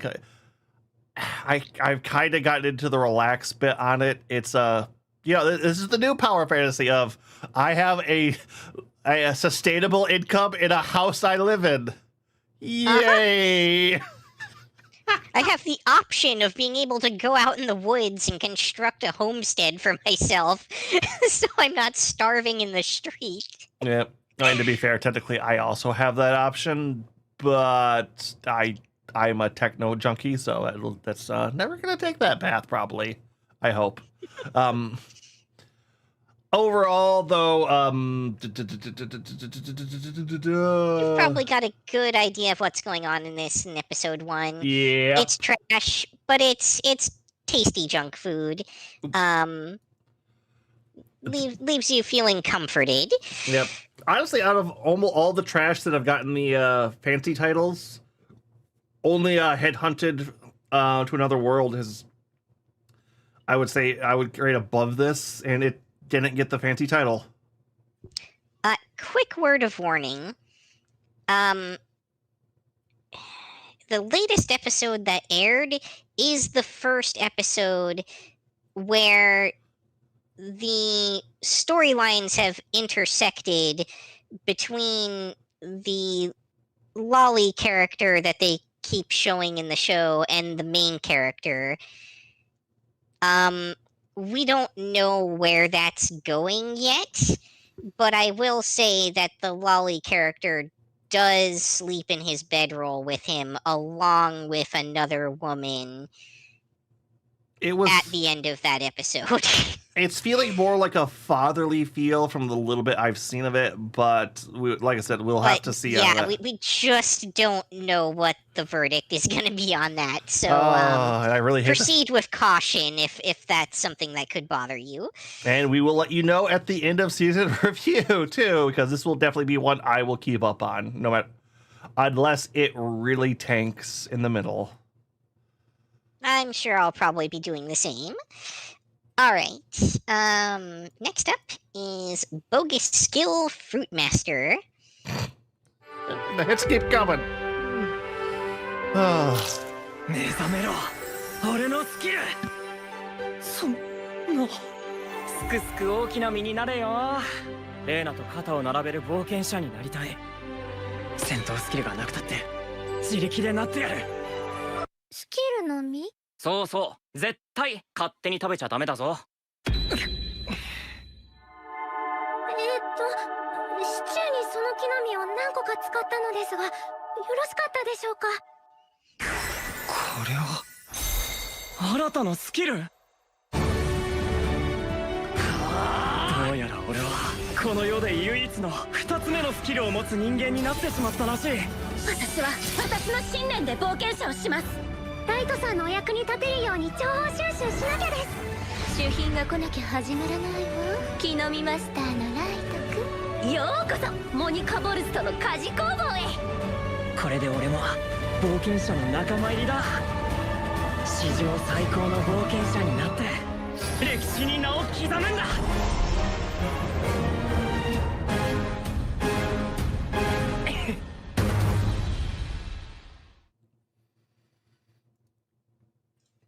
Yes, it was very important to cut to that extra scene of the protag-kun grinning. Only fucking trash fantasy. We have a lot of trash fantasy this season. And a lot of them that feel like they should be isekai even though they aren't. Yet another, technically not an isekai that has a bunch of stat windows and stuff floating around in it, and characters who talk about levels and job systems. Yep. So the main pitch on this story is once you reach a certain age, you're supposed to be able to, you're given a fruit that will grant you a special Definitely skill. not a Gomu Gomu fruit. Yeah, I didn't even think about that reference until you made it there. The main protagonist gets a skill that initially seems utterly worthless, but say it with me, it becomes incredibly overpowered. Mm-hmm. His special thing is he can eat, basically lets him eat more than one fruit, which I believe there is a big battle where he just starts, oh, hey, I brought a bunch of these with me. Let's start munching on them to get the fruit to beat this thing. Oh, yeah, for sure. It turns out that there's a side effect, which is that he gets a headache, but he kind of powers through it and just keeps eating more fruit, so... I mean, he passes out at the end of that episode, too, for something. Yeah. But I assume that as time goes on, he'll just be able to eat more and more fruit.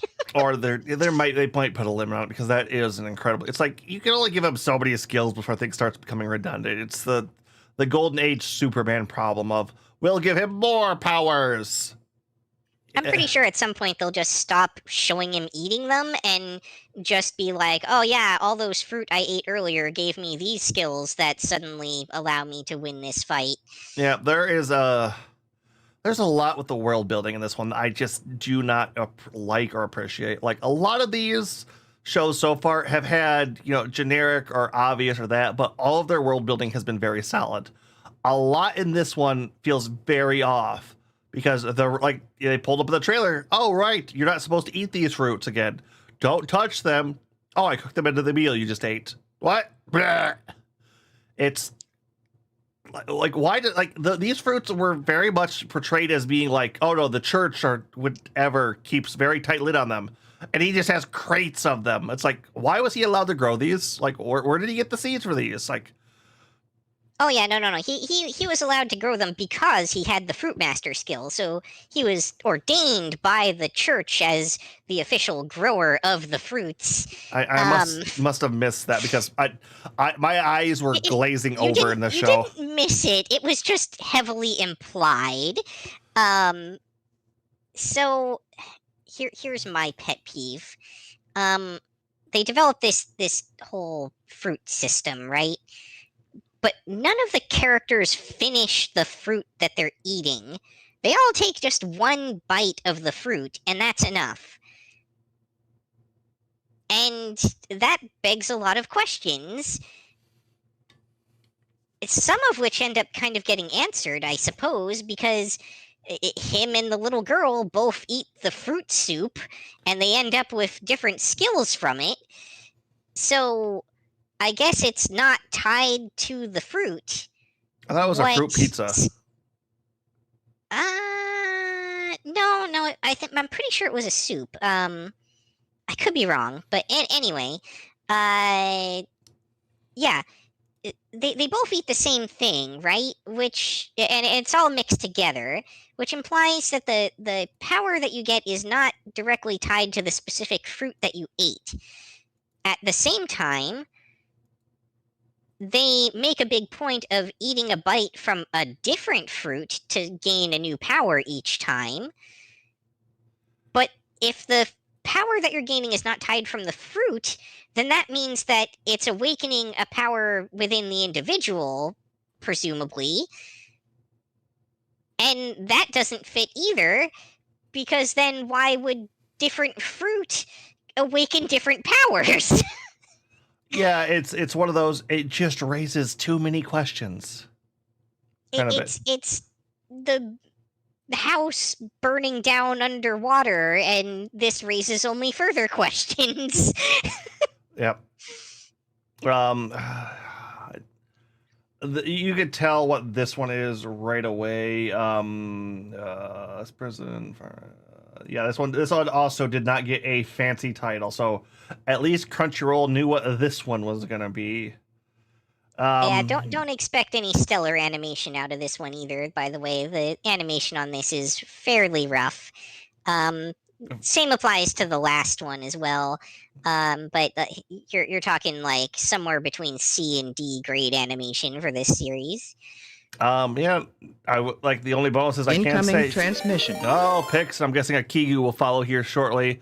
Welcome, guys. Welcome. Hello, everybody. Hello, all viewers. Hello, Pix. Hello, Kigu.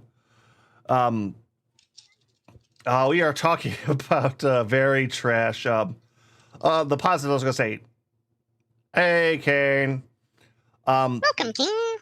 This show does not have a lot of waifus, although there is a pizza obsessed lolly that hangs around with the appraiser skill. Although that's a very fatherly feel, not a harem feel, at least. Yeah, I mean the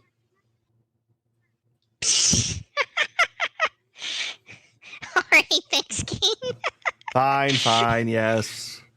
Yeah, I mean the main girl is technically kind of set up as like waifu and like definitely the love interest. Yo, Kigu. Yeah. And welcome, Kigu. Yeah, no. Thank you for the read. The waifu and bait. you as well, Pixel. Yeah, he's in there somewhere.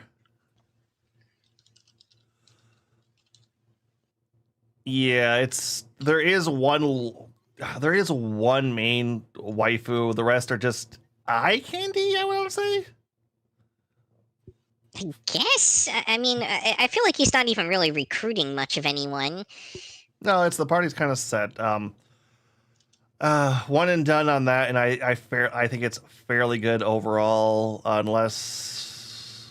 Yeah, I mean, there does seem to be some kind of subplot going on, but it's really not necessary, I think, to get into the subplot in order to know what kind of show this is. Honestly, this one is so forgettable and just kind of irritating in this world building.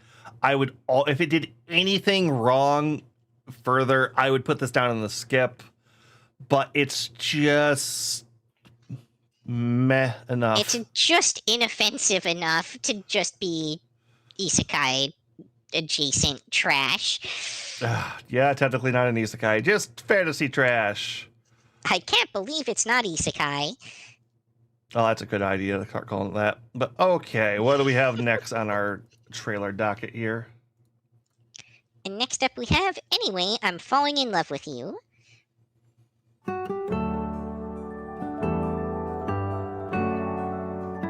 木月は弟みたいなもんでしょ。みずほ、熱下がった。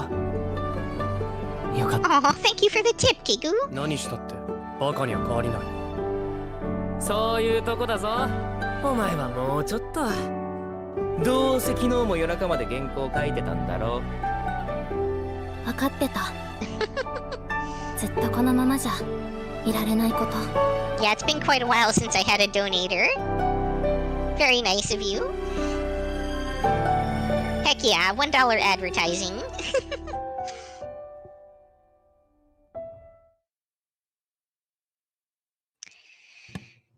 This was a high dive one, Did you wasn't catch it? much of this one? No, this was not actually. This is a Crunchyroll show. No, I somehow completely missed this one by accident.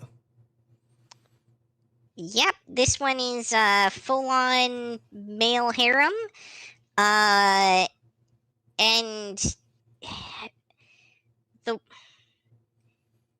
this was not my kind of show at all. I kind of forced my way through the first episode.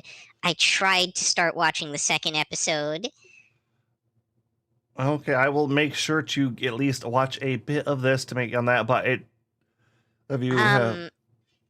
Yeah, I don't have a BGM. I'm not sure if Agent does on his side. No, I don't have a minor thing. I've been debating on getting it. Just to have like a little bit of elevator music equivalent to play in my background. Because I know we can be a bit quiet and we go a little bit, I know. It's a good suggestion for future streams, though. It might be something for me to look into, too. Yeah. That said, the one notable thing that I caught on this anime is it's the first series I've seen that's explicitly set during the pandemic lockdowns. And I think we're going to start to see more of that in the near future as we move into the time frame where we get to the point where works that were written at or around the time or even a little bit after that era are starting to make their way into anime production pipelines. So that is a noteworthy facet of this. If this show has any historical relevance, that will probably be it. And yet they make the interesting choice to very explicitly not refer to the pandemic by name. And they very, very specifically have it set during 2020 and refer to all kinds of orbiting events like being forced to stay home from school and sports meets being canceled and stuff like that. But for some reason, the C word was just taboo to them, much like it was to any streamer on YouTube during that era, and to some extent even still, which is the only reason I'm not saying it, because I don't know if I might get, struck with some kind of YouTube policy shadow ban for having that word.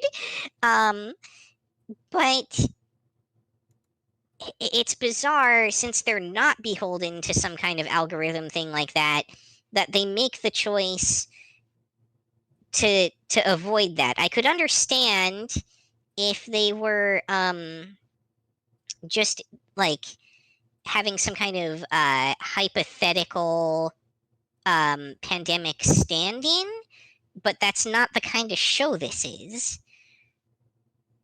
So that left me very confused. Yeah. They kind of undermined the one really interesting thing about their show by dancing around it.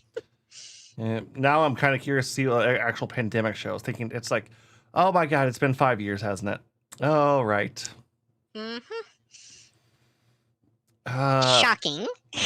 Yeah. It certainly doesn't feel that way. No, it feels like we've got we're out. It feels like I'm out of the haze of right, that happened a while ago. Now it's just like, oh yeah, it has been a minute since that was a thing.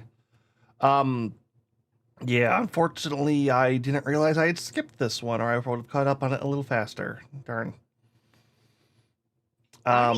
Where do you think this one lies? This was called. Anyway, I'm falling in love with you. On the far left there. Big scrolling letter text. Oh, right. That's far left. Yeah. Oh, apparently Crunchyroll liked this one. So, ooh, I will. Yeah. I mean, I think this show is fine if you're, into what it's selling. It wasn't my kind of thing, but there's definitely an audience for it. I think you probably know what you're getting into in episode 1, but I can't really say for sure because I didn't go past that episode myself. Okay. Well, we will leave that there. Try to tune in for the later bit to see what we think of it at the end of the season. Next up is Momentary Lily.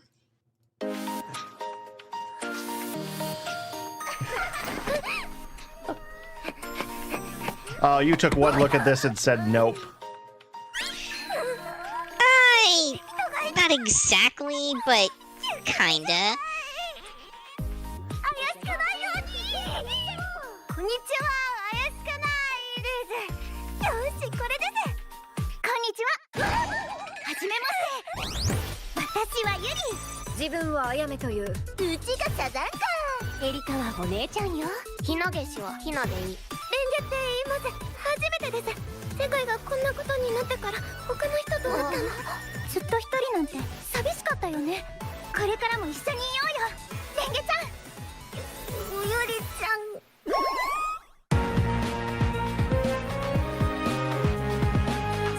私食べるのがすごく好きでほんの一手間加えるだけで幸せが加わるんですご飯にタレが染みてるよすっごく変わる体にマジでうまいしドンドンドンオッケードンドンドンといくよそれじゃあみんな行ってきますお出かけかこの日 忘れられない一生の友達と出会った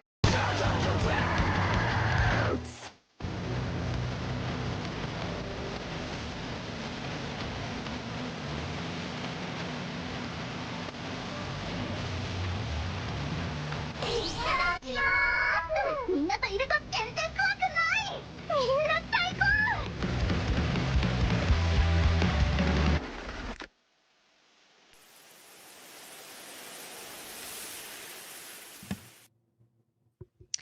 So, to your point, Agent,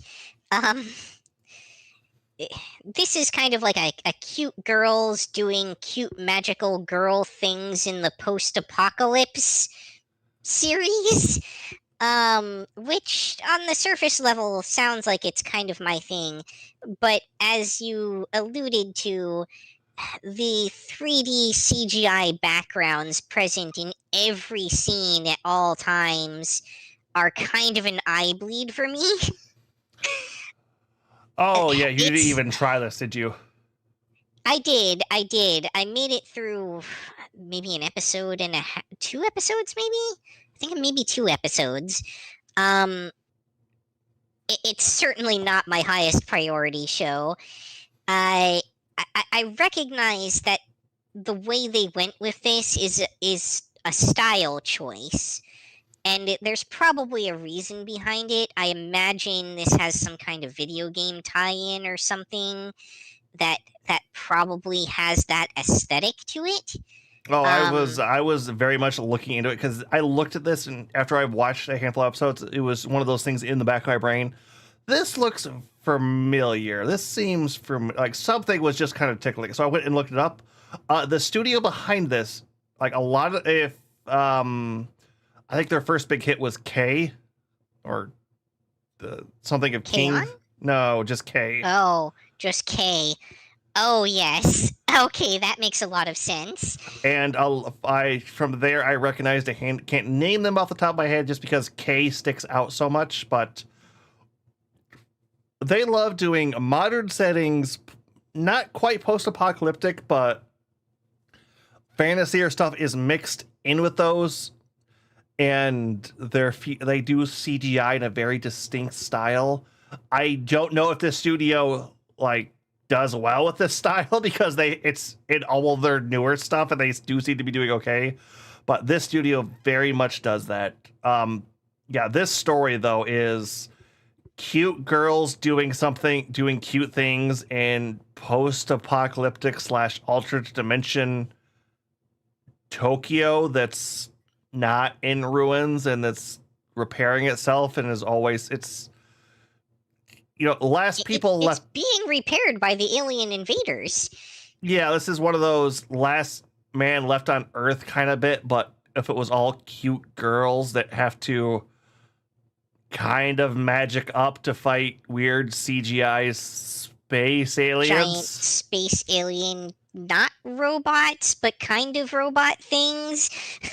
I don't know. The only point I will give this that kind of caught me off guard was one of the main cast dies in episode 2. Yeah. It's like I was very oh well, she's dead. Like no, she's just dead. Wow, she's dead. I'm waiting to watch further to see if she gets brought back through shenanigans, but I think I'm seeing flashbacks in episode 3. I'm having a hard time with this show. There is a possibility it might go down the I'm trying to remember the name of the there was like a zombie horror show that was set in a high school. High School of the Dead? I knew you would say High School of the Dead, but no, it's not that one. Where one of the girls is crazy and you don't find out until episode 4 or something like that. And it's all told through like the character's perspective. They might be trying to go kind of that route with the show. That's a distinct possibility. I don't know. I doubt it. Like I said, I looked at this studio's track record. They love doing fantasy shows or modern day with fantasy in them. I know the other big one I saw on the list was that it was the one for noticeably horrible CGI chains everywhere. I cannot think of it. Well, I will say that aside from how busy and obviously CGI the backgrounds are, if you can get past that, if that's the sort of thing that doesn't bother you, and if the character is being imposed on the background in a way that just looks a little bit off, and kind of throws your perspective off a little bit a lot of the time is something you can handle.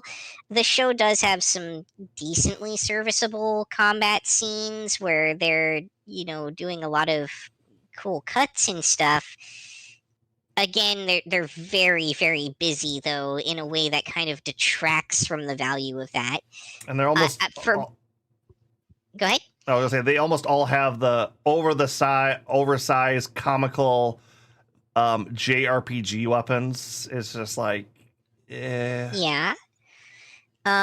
This is probably a one episoder in my book. I don't know what your thoughts are. You watched further in the series than I did. I feel like I was debating on 2, but it's stuff happened that was interesting in 2, but nothing that changed anything or was a big. It's like I said, there is a death in episode 2. I don't feel like that was enough to add that hook to go to episode 2 on that one. What you're getting at after episode 1. It's very on the head nose there. Also, I don't think in episode 2 death is too terribly shocking in a show where most of the rest of humanity has been wiped out already. Yep, or something like that. Okay, what do we have next? Next up is Sakamoto Days from Netflix. 彼は全ての悪党から恐れられ、全ての殺し屋の憧れだった。しかし、ある日、坂本は太った。いただきます殺し屋には戻らない。家訓破ったら離婚だからね。破ったら殺す。矛盾してるじゃないですか。いちいち殺してたらキリないね。バカっつったかこれ。援護を頼んだぜブラザー。これが戦友ってやつか。このベブにかけられた懸賞金は10億円。今のお前は家族も守れねえ。ただのデブだよ。ここからは本気で行かせてもらう。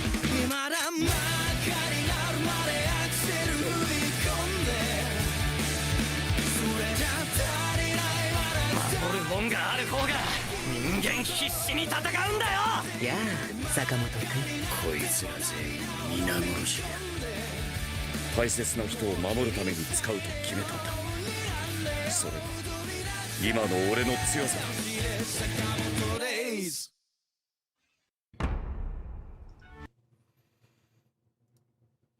Okay, so this is one of the 3 shows I was talking about that is on a platform that really doesn't have much in the way of the new season's anime.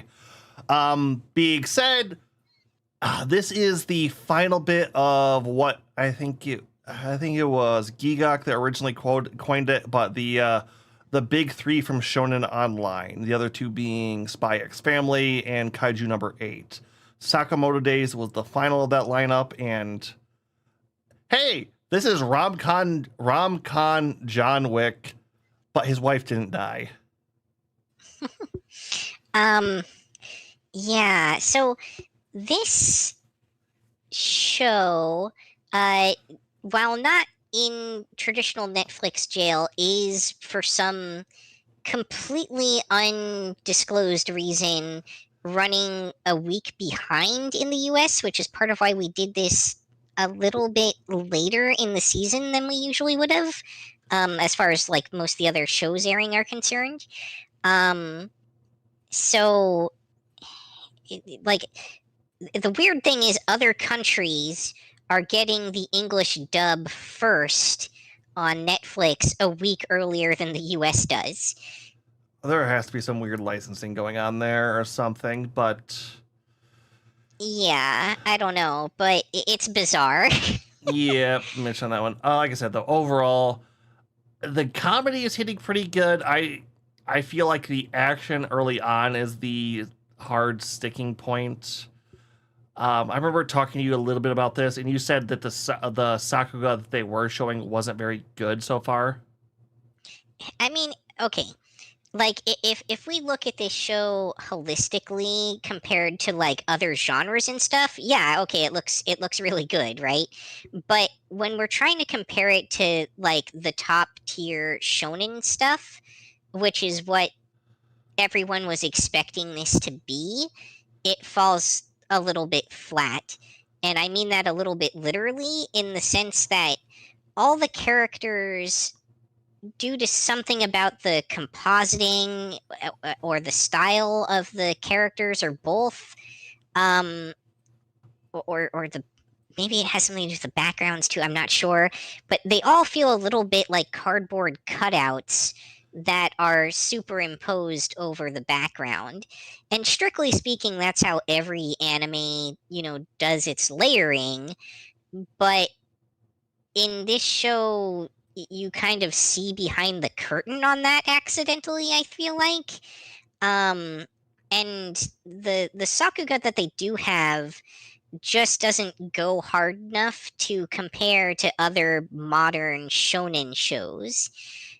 And that also makes the comedy not work quite as well as it should, because the specific comedy that this show is trading on is trying to be in kind of like the One Punch Man sort of genre of comedy shonen battlers, where part of the joke is that the show is giving you that high level shonen experience, even though it really is a comedy series.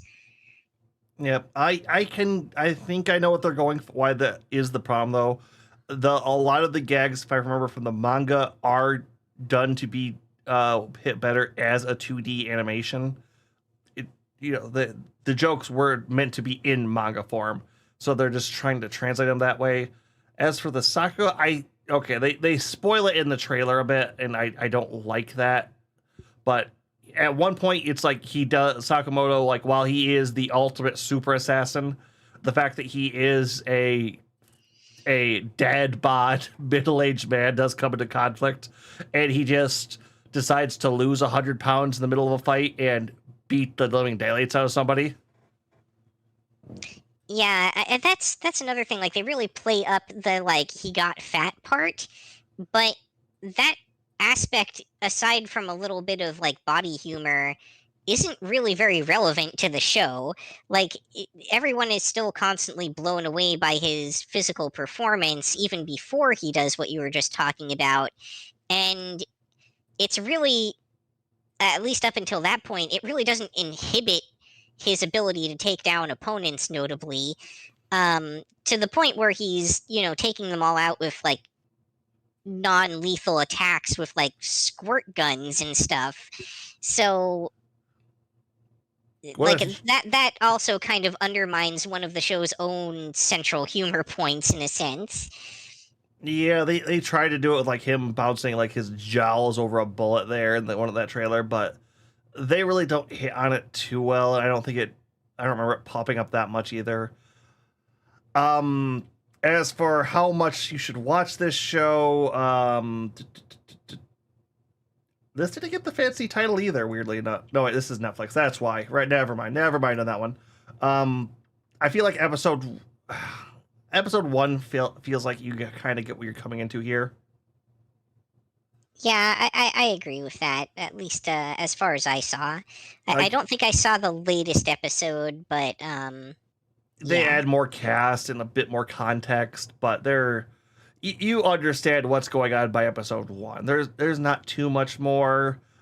If this was just a little bit better budgeted or animated, I would probably kick this up to the must watch, just because I know what the pedigree behind this manga is. But it definitely wanted to be a must-watch show, and people who were fans of the manga were definitely expecting that from it. But I feel like with the execution we got, that works against it. Yeah, we will have to see how it goes further, especially for the end of season. But big shonen also tend to have their first handful episodes be mediocre, so we'll see on that one. Yep, it could turn around. We will find out in time. Next up is something truly offensive, Pharmagia. All right, character designs from the writer of Fairy Tail, Brave Master, and Eden Zero. Oh yeah, Hiro Masha.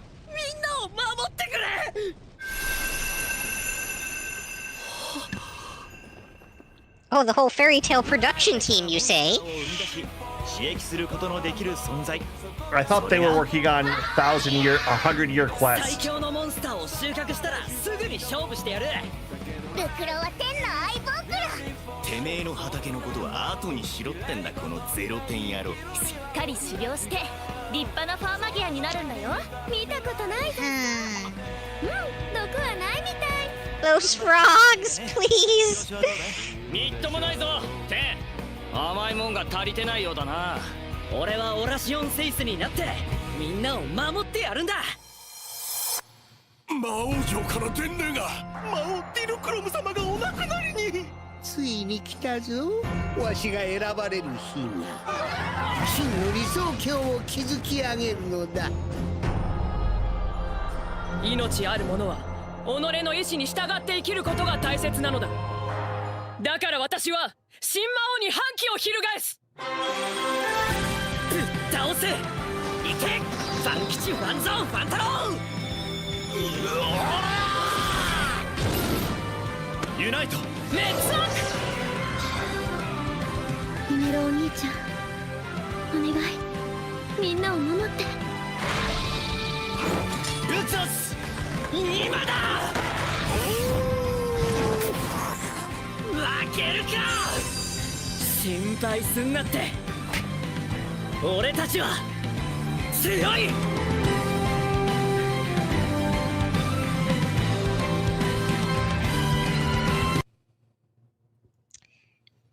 This one's bad. Okay, yes. I'll let you speak to what you want to say about it first, because I have a lot to say about this show. Okay, so as I probably got cut off in the trailer for anyone watching the VOD there, this is from the character designer of Fairy Tail, Rave Master, and Eden Zero, if you're familiar with that. This particular writer loves to redraw their character archetypes, which, you know, they have produced a lot, so it's not too much of a problem, and if you can get over that fact, I don't mind it. Most of the characters are similar in personality, but distinctive. Yeah, they're just tropes in this one. It's like they took out all the original personalities. All the characters are tropes. I love the main character. Oh, I can't. I'm not a good farm magic person, so I'm gonna do all these wild seeds and be real strong one day, Shonen style. And like, oh yeah, but no, he gets some fairly strong monsters, but they're dog types. But he's scared of dog types, and it's like, this was a side gag in Pokemon. They do it 3 times in the second episode.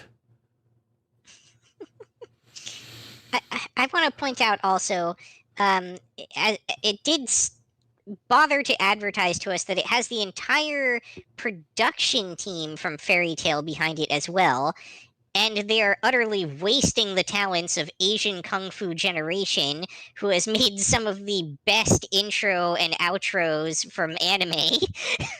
I don't even remember what the intro and outro for this one is. Exactly. Like, I can't put a tune to, like, I can normally put like a hum a tune or do anything. I actively do not remember what this one was. Wow, that's okay. Yuki, would you like to go on to this further? Yeah, on to this? I'd like to go on a tangent about this show. All right.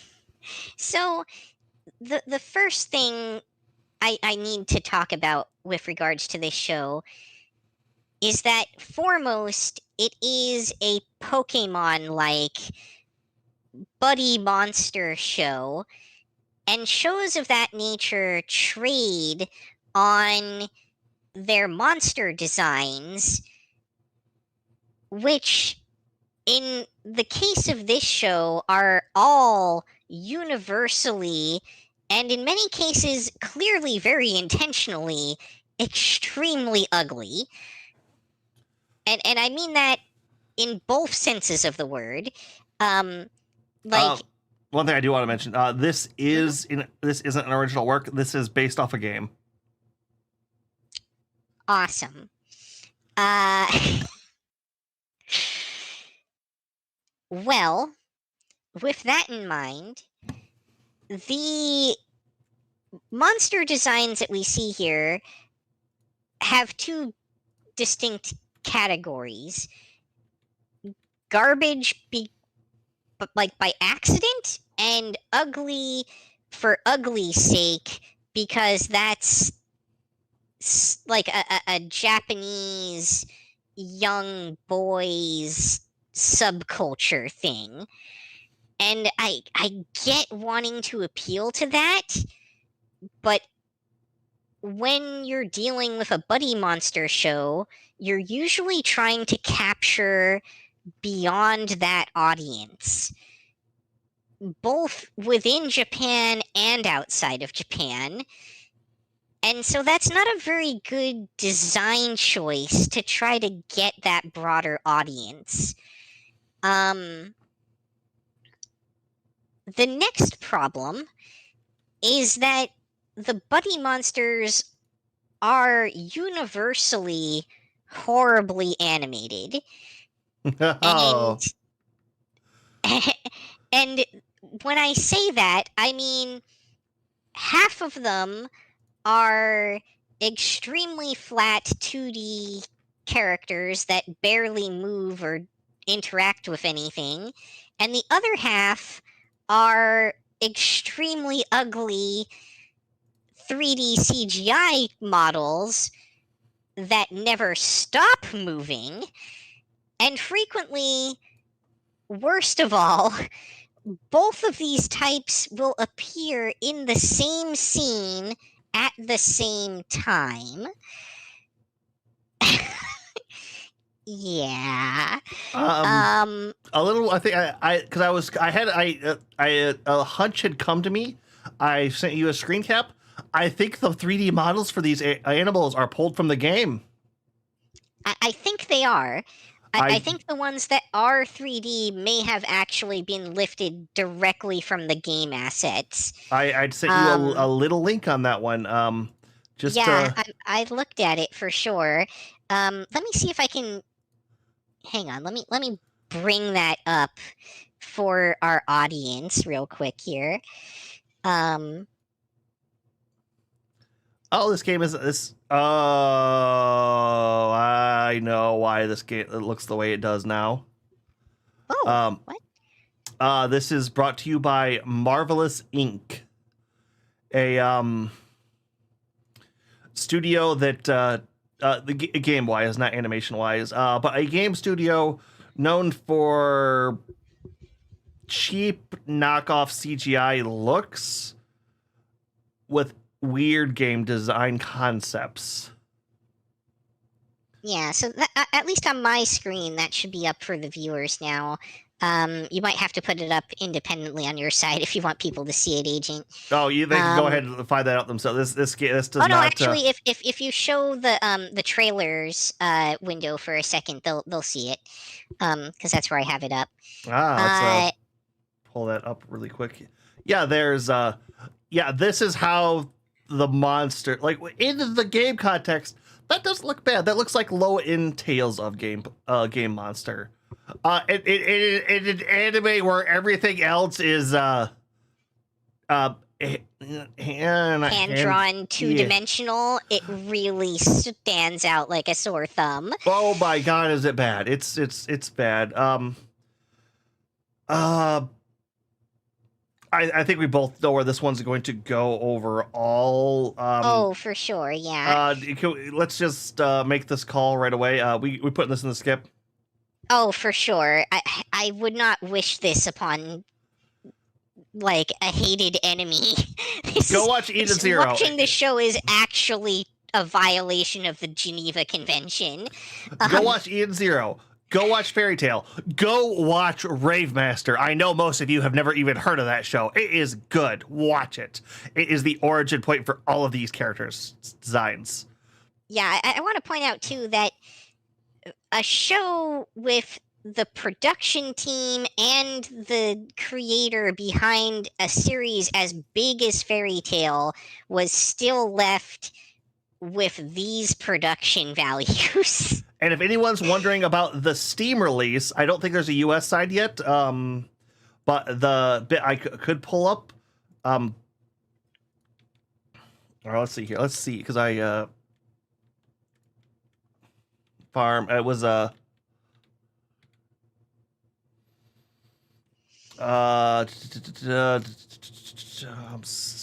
being slow. I know about that. Okay, well, I don't care enough. The bit I could pull up looked up as mixed at best. It was a mixed Steam farming game, Monster Battler. Rough. It's yeah. Also, this is one of the ones that Crunchyroll gave their fancy logos to. It hurts my soul. I figured all that. right. Moving on. What do we have Next next? up is The Red Ranger Becomes an Adventurer in Another World, the show that was made explicitly for Agent. いけさせ強制の槍セルシウススパイクシェイクハンドキング絆を結んで悪を立て握手カリバー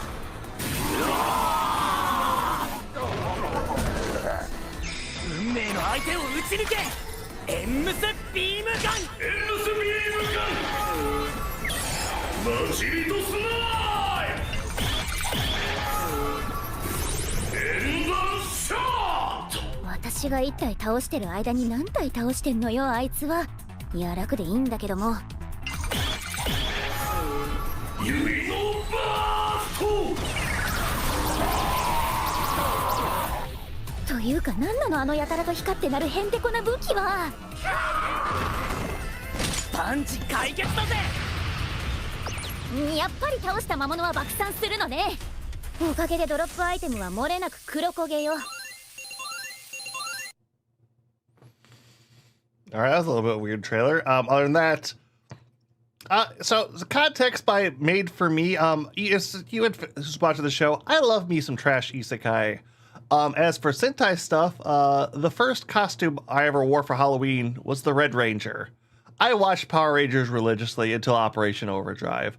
I've been getting into Sentai, Kamen Rider, Ultraman. I love all of this. This is so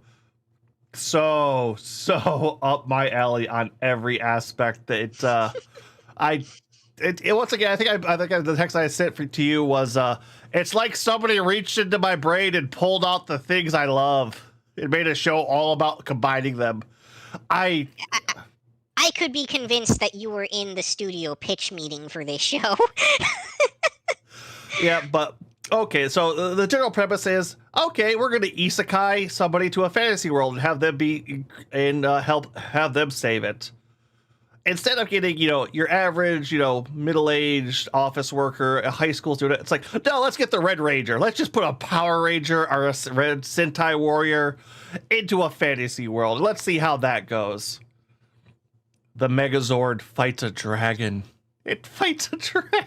It's so freaking good. Oh my god. Other than that, this show is a weird cross-up because while it is tropey, it's very distinctively mashing Power Ranger tropes and isekai tropes together. Meaning you'll get the pseudo harem, the kind of power fantasy, and the warrior in a world he doesn't know, while also it's tropey in a genre subversion humor sort of way, which is an important distinction, I think.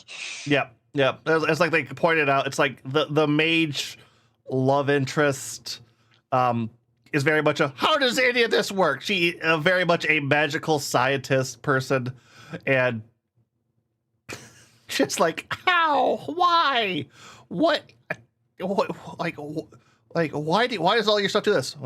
All the kids seem to like it. Oh wow, they must be heavily indoctrinated over there.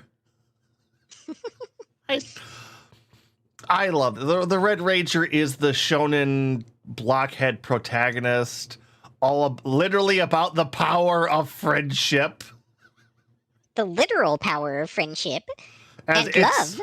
It's a measurable force that fuels him. Other than that, this is a comedy through and through.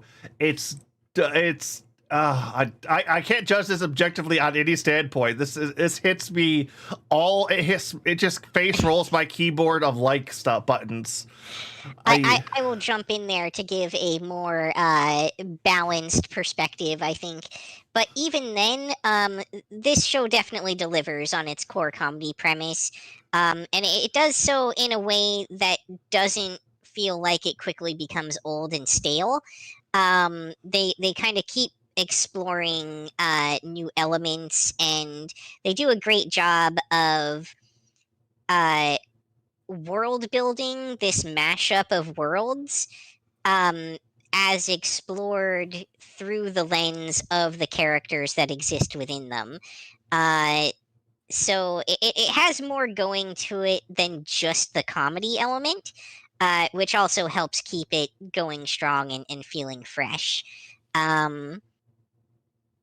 Yeah, this one is almost a must-watch contender to me, even.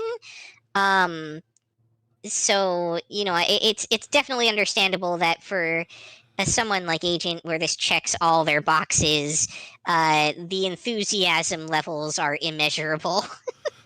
Everything from the trash isekai to the fucking space robots. I'm in love. Now, I'm not going to say necessarily that this show is certainly destined to be an S tier or anything like that. I think this show is probably gonna fall in like the solid A rank category if I had to make a prediction.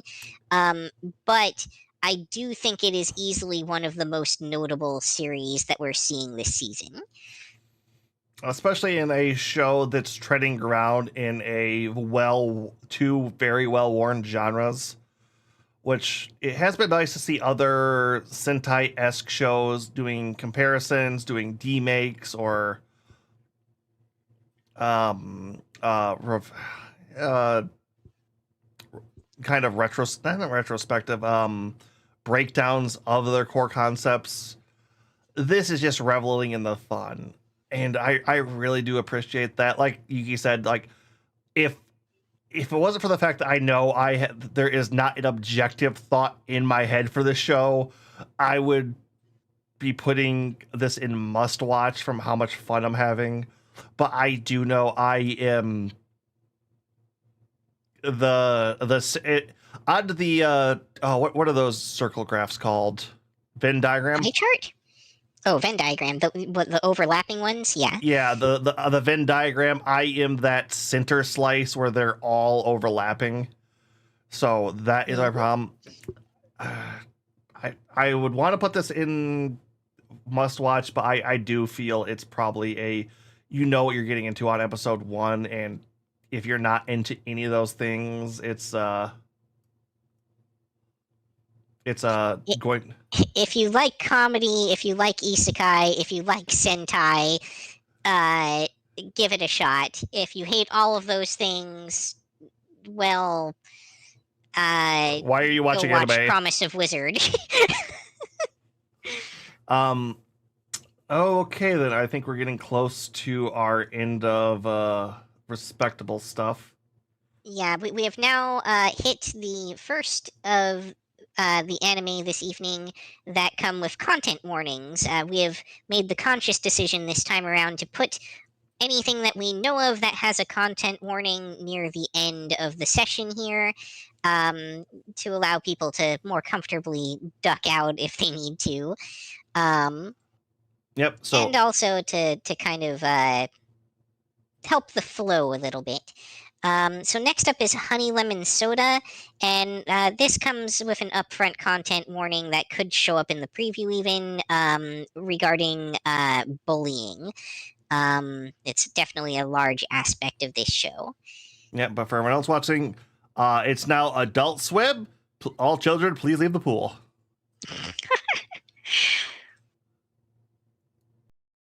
初めて会うとても綺麗な男の子。おは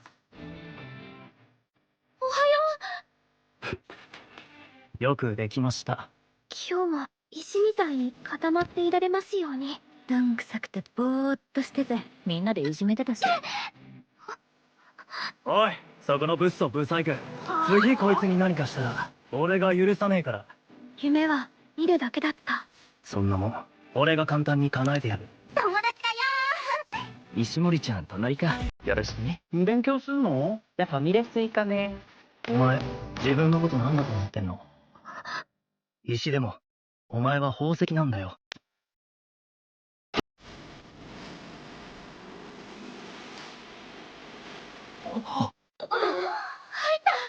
すげえな。何者なんだろうな、ミイラ君って。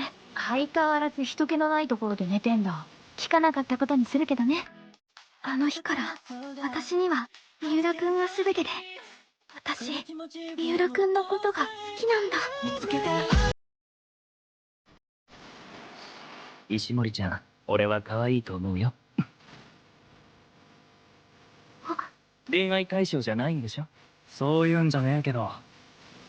撤回する。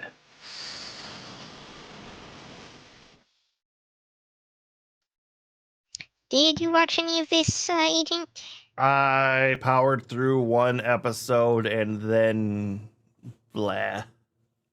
Yeah, so the very quick synopsis is a heavily bullied girl who's in a cycle of get bullied, close off emotionally, become, nonverbal and unresponsive, and then get bullied for that. Meets her popular but deeply soulfully troubled Prince Charming that saves her from the bullies and breaks her out of that cycle.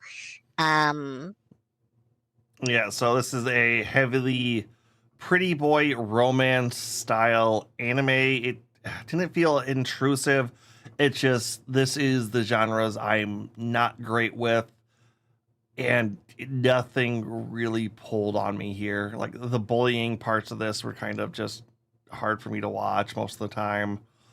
The love interest, I don't really enjoy those either. So they're very much meh. I just could not latch onto anything in this. Yeah, I honestly, I don't feel like they got a ton of value out of the bullying aspect of the show so far. Like, they could have very easily have not had that in there and still had the show be basically the same show, only without the potentially triggering content for people.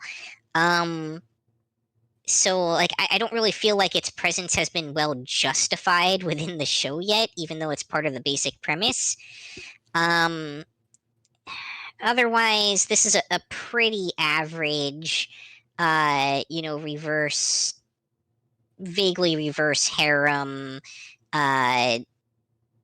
romance, plain girl gets all the hot guys, kind of glow up story. Is it animated well, at least? Great. It's all right. It's pretty middle of the road for that too. I can't really say that this show is anything but like a C. Yeah. Right. Yeah. Oh, this one also got a fancy Crunchyroll title. This is a one episode though. You pretty much know what you're getting into by episode 1. Yep. Okay. All right. Next up we have I'm getting married to a girl I hate in my class, which when I was talking to you, I actually mixed this up with a different show. So this isn't the one with the female protagonist that I truly despise. Oh, I guess we'll see that in a little bit. 俺の名前は北条斎藤。常に成績トップの天才高校生だ。そんな俺には世界で一番苦手な天敵がいる。それが桜森茜だ。黙っていれば美少女なのに、こいつとは何かと喧嘩ばかり。そんな相性最悪な俺たちが二人とも結婚しなさい。は？でも嫌い合っている二人の新婚生活がうまくいくはずもなく。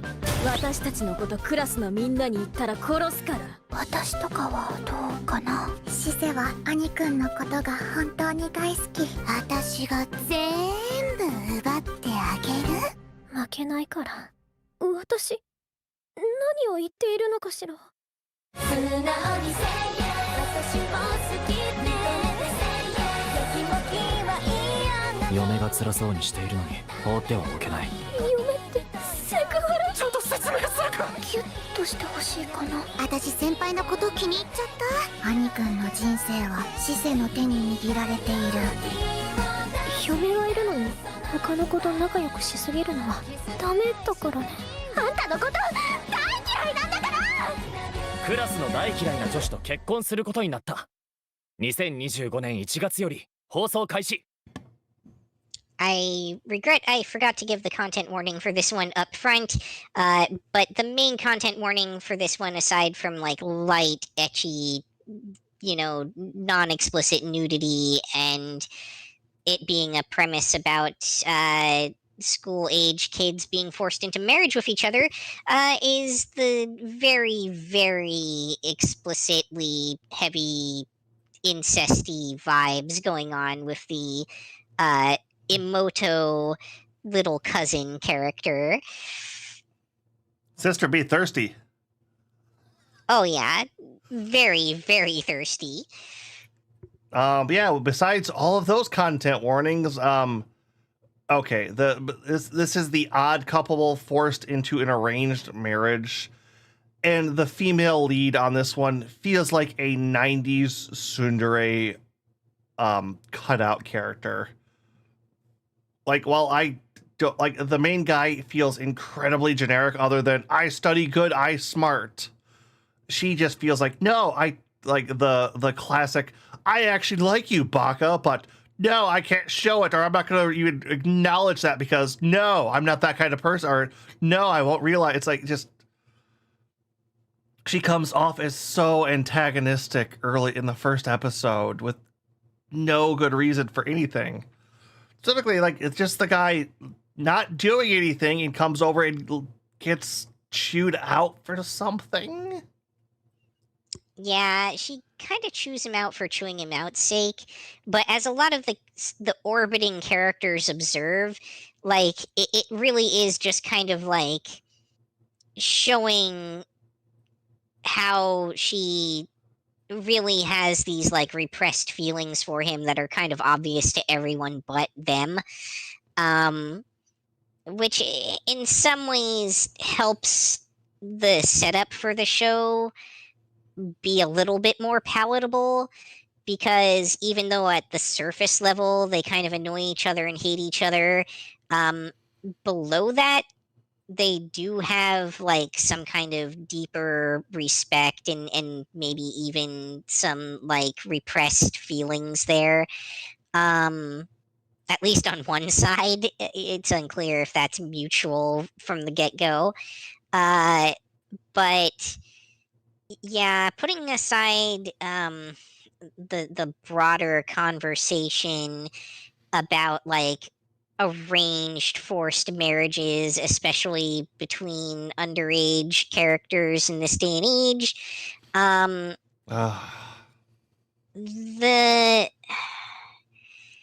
this show isn't the least entertaining or worst thing that I've been watching this season by a wide margin. Like, it's certainly nothing to write home about. The animation quality is slightly subpar-ish, but there are some kind of redeemable qualities to it, with the show having this kind of another like found family to some extent, and also like dipping back into those interpersonal relationship themes and interpersonal skill themes that we saw in some of the earlier shows we talked about. The journey of these characters who are forced into this situation, learning to compromise with each other and get past that surface level animosity, brings at least something to the table. And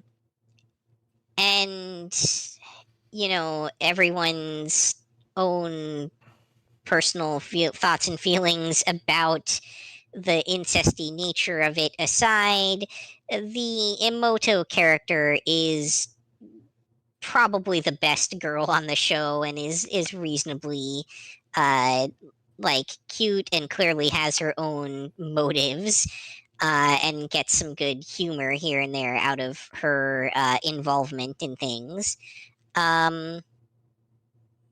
that's, I think, pretty much all I have to offer on it. I dropped this after episode 1. I couldn't stomach it. This was Yeah. I did not like anything here. Like the lead character, I just like that archetype so much, and it's like all the worst aspects of it are brought out with her. Yeah, I think I would probably hate her more if not for the presence of the far more offensive female lead character in the same season. Yeah. Okay. Are we going one episode? You think on that? I think right off the bat you get a good feel for this. Yeah, one episode is probably enough. They really railroad you into the whole plot premise right out the gate, so you don't really need to watch much of it to know where this is going. All right.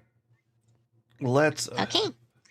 Next up is Sorero Utility, aka Lesbian Golf 2. It's weird that you've got two of those. Yeah, right? Content warning for this one. There is definitely like Yuri bait tension going on in this show between a middle school girl and a adult woman. So if that's a thing that bothers you, steer clear of this one. 私特別を探してるんです。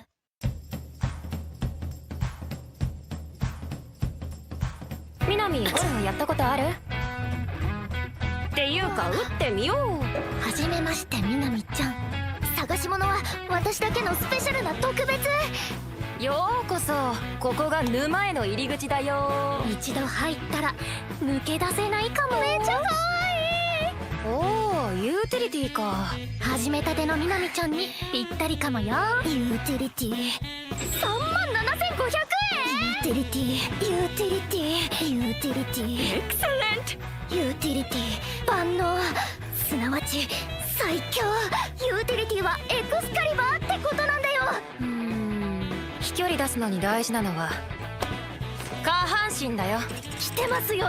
筋肉が喜んで。心も体もリラックスすれば力みのないスイングができる。整うわ。出会っちゃったんだから。運命なんだから。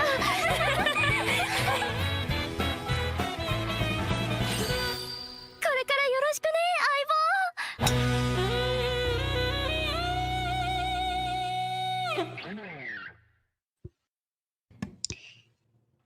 Yeah, the word sapphic definitely comes to mind with relation to this show.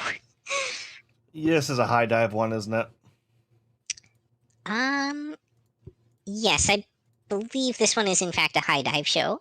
Yeah, so unfortunately this was one of the ones I missed. Yeah, so, I mean, animation-wise, the show is relatively nice looking.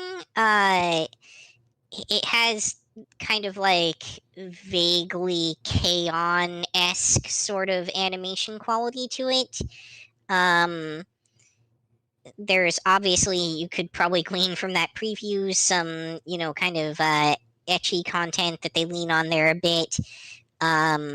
It's definitely not uncommon for there to be like bath or shower scenes and the like for the characters. Women pressing their breasts against other women casually, that kind of thing. Oh, that's just natural.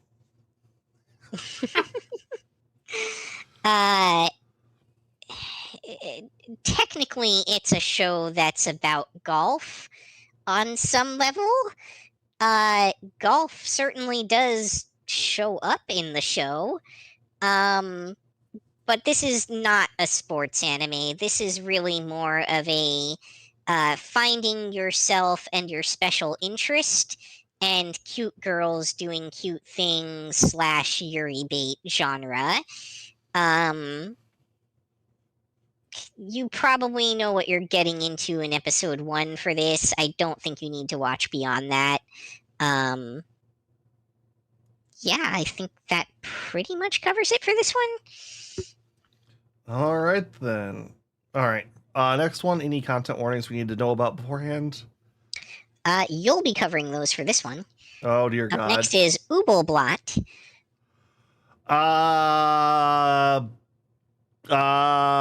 Okay. It's not that I don't. Did I just go to break? I did, didn't I? No, that happened a while ago. Okay, so I don't want to say any of these. So content warning for this is Wow, it's making Agent this uncomfortable. How bad is this show? Okay, content warning for grooming, and oh, I don't want to just say that bad, but very direct and uncomfortable homoerotic tendencies to a minor. I will get in further that, but just be note, oh dear God, this show will make you uncomfortable. I will say, to its credit at least, in Sororo Utility, the main character at least feels like she's enthusiastically consenting to everything that's going on around her. And there's nothing that's technically inappropriate about their relationship or anything that they're doing. So it sounds like this one's probably a much tougher sell in that regard. Here we go. I'm curious what this trailer is going to look like.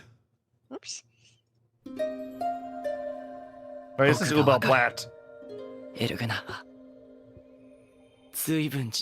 This was not. You said the other one, didn't you? No, I said Ubelblot. Oh, I made a mistake. Okay, no, that was for content warning for this. This is going to be very violent and rape heavy. Ah, okay. Yeah, I was thinking, wow, we've got 2 grooming shows this season? No. This is the content warnings you would think of in Berserk would go onto this one. 帰ってきたよ。今までよく帝国を守ってくれた。だけど、ここを通らせてほしいんだ。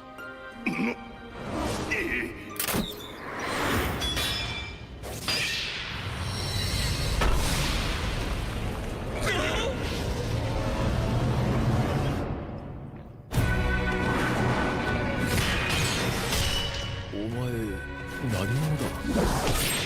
んだこのガキ。すぐそこに七英雄が来ている。この密航、私が成功させてあげる。ケインゼルは化け物なんかじゃない。ケインゼル、シャーレンダ狩猟家第三王女後。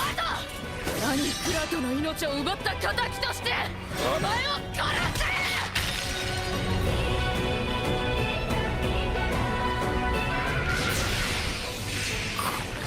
黒い剣の男、あの市民がどれだけの力を手に入れていようと必ずその欺瞞の代償を払わせる。今日はいい月夜だ。Hey, anime makers?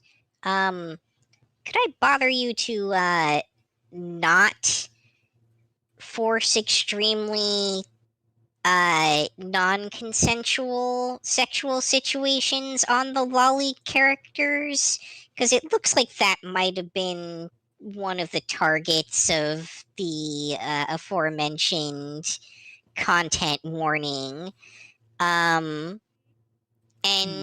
listen, I'm not judging anyone here, but in the grander scheme of things, it really is the sort of thing that gives anime a bad name.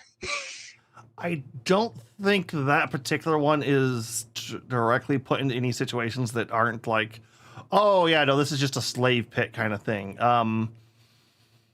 But yeah, one of the complaints I do have is there's a lot of skimpy and weirdly revealing outfits for a handful of the female characters. Other than that, this is a dark fantasy revenge story. It deals a lot into the corruption of fantasy worlds, the false portrayal of myths and legends to a populace, as well as leaving a handful of myths. I don't want to spoil too much, because while a lot is dealt very early on, the full context for that is not done until later. And there is a lot of great things to do in the back end in this story. I want to note too that we like us some skimpy outfits around here. So when one of us is saying that it feels like a problem in the series, that's probably a good indication that it's not a good fit for the rest of the series and what they're trying to do, or that it's just in some way inappropriate or conflicting with some other design goal that they're trying to achieve here. Yep, I remember a lot less of it later in the series, so I think that might be in there for that initial hook of, oh hey, yeah, no, just flash some stuff or show some skippy hot girls or the early bits, and you'll get a bump in that audience view. But yeah, gotta hook them with some fan service. Yeah, it's not good early on. It doesn't fit well early on, which they try to make excuses for it, but it doesn't fit. It doesn't feel right, somewhat. Other than that, the world this story builds is very thought out, very well done, and amazingly crafted. A lot of things are incredibly well put together. A lot of there are no status windows, things like that. This is a true old school fantasy.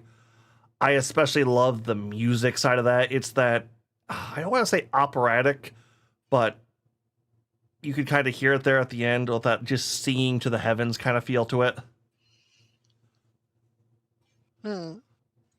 I don't know. Did you have a chance to watch this one, or? No, I didn't catch any of this one, so this one's kind of all you. Okay, so this happens to be the second of the 3 shows that are, well, 4 shows realistically, are locked away on its own platform. This happens to be Amazon throwing its hat back into the ring, which I will say I am an old fan of this story. This story is probably 20 years old manga-wise.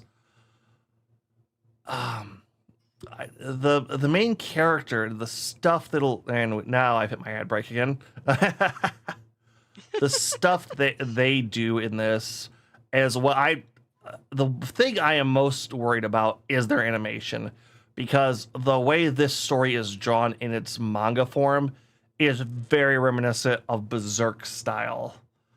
And as anyone that's a fan of that show will tell you, it hasn't had really that many good adaptations. I mean, I liked the old Berserk adaptation. I know there were complaints that it wasn't, perfectly faithful to the manga or whatever, but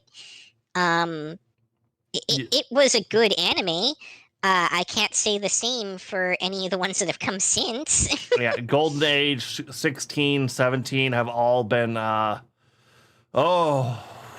there's a reason they refer to it as Berserk 16 for CGI quality.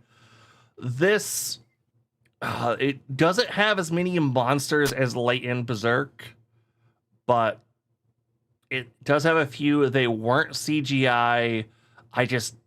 I hope it can maintain its quality. Overall, the opening bits have been a bit slow. This is a slow burn show, so don't expect right out of the gate to be hooked. You are going to be in for a little bit of a watch. That being said, I feel like episode 1 will give you a distinct feel for this.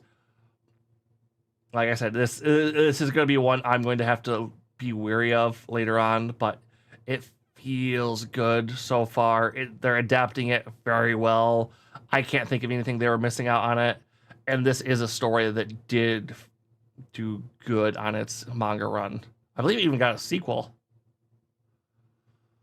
which yeah, we'll see how I'll have to dig into that at some point too. But this does come highly recommended from me if you like dark fantasy, if you like that mature. Oh, what's the mature version of shonen? It's not seinen, is it? Seinen? Seinen, I think that's it's it. seinen. Yeah. Yep. If you like something in that seinen category, this is a great show.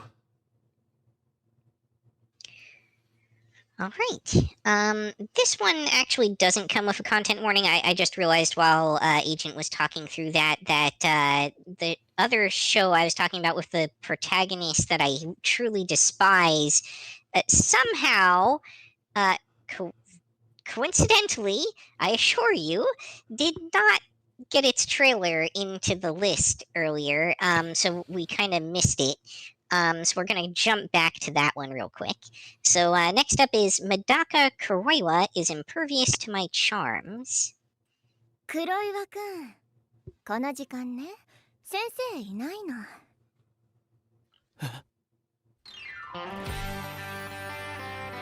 Ah, now I know why you hated this. I was trying to figure out which show you hated the character from. I get it now. Yeah, yeah. おはよう、黒岩くん。おはよおはよう。おはよう。おかしい。なんでや。私に見向きもしない男がいるなんて。ありえへん。なんであいつはキュンキュンしひんの。こんな可愛い子にしかめっ面ってありえへん。東京ってなんて過激な場所なんだ。大丈夫か、じゃ私がキュンキュンしてどうすんねん。見てろよ、メダカ。絶対振り向かせてやるから。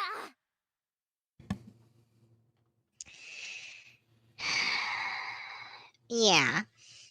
Did you watch this one at all, Agent? It sounds like you might have caught at least some of it.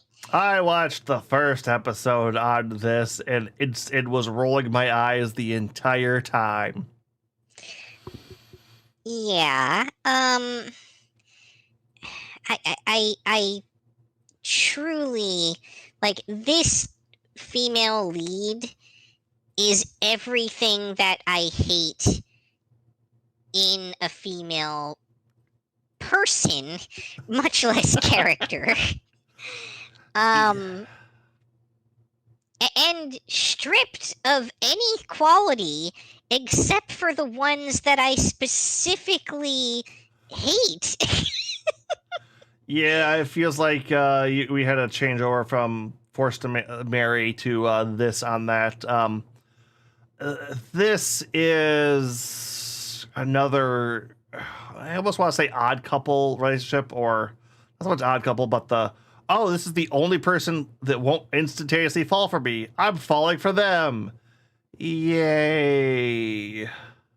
Yeah, and the whole premise is based on a cheap misunderstanding. I will say the show does start to get more watchable around episode 4 when they start to move away from the whole misunderstanding thing, and they start to give the characters some actual depth to them beyond this like vain, shallow husk of a human being. I absolutely can't blame you for not getting past episode 1 in this. I mean, this show is not even doing fan service correctly.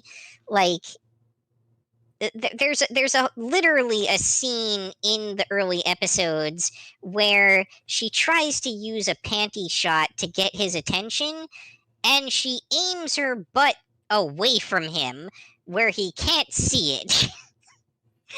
Everyone else sees it, but not him. Okay. And the show just doesn't acknowledge that. They just act like he could see it in addition to everyone else. And it's bad. Yeah, this felt like a nothing burger to me at most. You feel like you're downright apoplectic about it? I have intense hatred for the main character, which is, to be clear, the female lead is the main character in this show. Throughout at least the first 2 to 3 episodes, and it only gets better because it stops focusing on the things that I hate about her so much. This girl is the Barbie doll popular cheerleader who's never had to work for anything and can't stand the fact that anyone could possibly not think that she's just the best thing ever. And that is a truly insufferable quality in a human being. Yeah. It's not even limited to females. I want to be clear about that. But okay, let me ask you this. Past that, the show is there's nothing really there.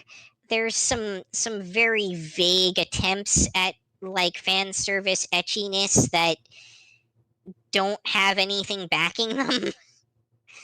Go ahead with your question. Oh, it feels like you're kind of in a hate spiral on this one, so I was going to ask, is this going to be a one episode or a skip? If you're a fan of this genre, it's not a complete skip necessarily. If you can deal with the insufferable personality traits that I just described, then and you just want something that's like vague comfort food trash in this genre, I won't blame you for watching it because there's not that many options lately. So I wouldn't throw it in skip despite my personal grievances against it. But yeah, you know what you're getting into episode 1. And yet at the same time, the show becomes much more palatable starting episode 4. Yeah, but that's it feels like a little bit too much. It's a hard ask to get there. Yep. Okay, what do we got next? What's next up is I Want to Escape from Princess Lessons.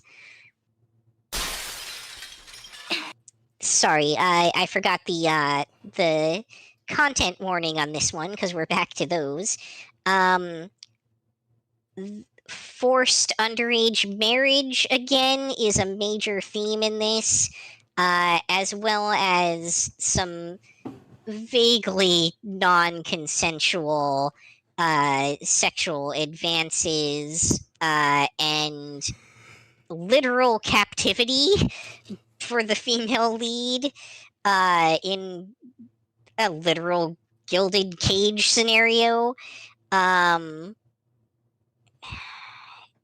This is a show where the female lead has to literally explain the very concept of consent explicitly to the male lead, and that doesn't necessarily stop everything. Yeah. That said, it's not a very overtly sexualized show. This is technically supposed to be like a light-hearted comedy? Question mark? Yeah. So here we go. やったわー、これでこんばんはレティ。私には自由がなかった。毎日毎日礼儀作法を勉強して、私は自分の人生は自分で決めたいの。さあ、脱出大作戦開始よ。もともと私は王妃なんて向いてない。走るのは好きだし木登りするし庶民としてつつましく暮らしたい。自由への香りがするわ。レティクラーク様。逃げ道がないってはっきり分からせないといけないね。さあ二人っきりで語り合おうじゃないか。はいはい、あんたたち二人とも相当こじらせてるわね。クラーク様は優しいお方だし、お前を心底好いてる。一度くらいしっかりと向き合ってみろ。レティへの思いは止めることができない。だからこれだけは許して。ダメ！どうしても自由が欲しいの。自由な君が好きなんだけど、自由な君を捕まえたいなんて心は不思議だね。待っていてくれたんだね。会いたかったよ。よーしよしよしよし。なんなのこの状況。なんなのあの人。怒った顔、真剣な顔、それから笑った顔。あの時からずっと変わってはいなかったんだね。あの時？君はもう立派なレディーだ。だから結婚しよう。近いです。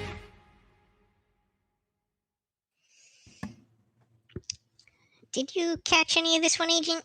I've watched the first episode on this one. It gave me a lot of the rebel princess wants to be free and independent. I honestly didn't feel as much of the prince stuff from that episode 1. It felt... Yeah, he wasn't really involved much in Ep 1. Past that, I didn't mind the character designs. The lead is at least likable and understandable, if not... I feel like that's a trope Western audiences are more familiar with than most Japanese audiences, but Western people know this trope inside and out at this point. Sorry, which trope are you referring to exactly? The princess who wants to be free and wild instead of the proper lady. Yes. Yeah, that's a very common theme in Western works for sure, especially like on the literature front. Yeah, so yeah, the first episode of this show, I observed is this felt like it was going to be either brilliance or stupidity, because they technically resolved the entire plot of the show in episode 1. And then from there, starting in episode 2, it kind of gradually transitions into this other show where it's not really the lesson she's trying to escape from anymore.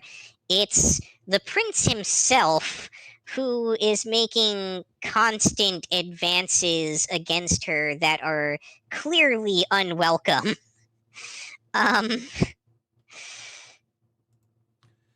Yeah. It's done in a comedic manner, and like the prince himself doesn't actually come across as all that scummy. It's just like this is one of those shows that is trying to be true to the time period and setting that it has created for itself to some degree. So like, yeah, the prince is someone who's going to become the king, who has the ability to select their own partner, and they are absolutely going to do that regardless of what their partner thinks, because it's their right as future king, and what the other person wants just doesn't matter because they're not the king. Yeah. And, you know, to be fair, that's how the world used to be. Used to an to be. extent. Well, yeah. I mean, yeah, specifically in this particular type of, like, Middle Ages culture that might be seeing some kind of revival. Anyway, it's another one of those kind of nothing burger of a shows that has a lot of the princess breaking the fourth wall for no reason. Yeah. Okay, I was gonna just kind of kick this along. do you think this is a 2 or 3? Because I feel like 1 doesn't quite qualify for what you need to get into in this show.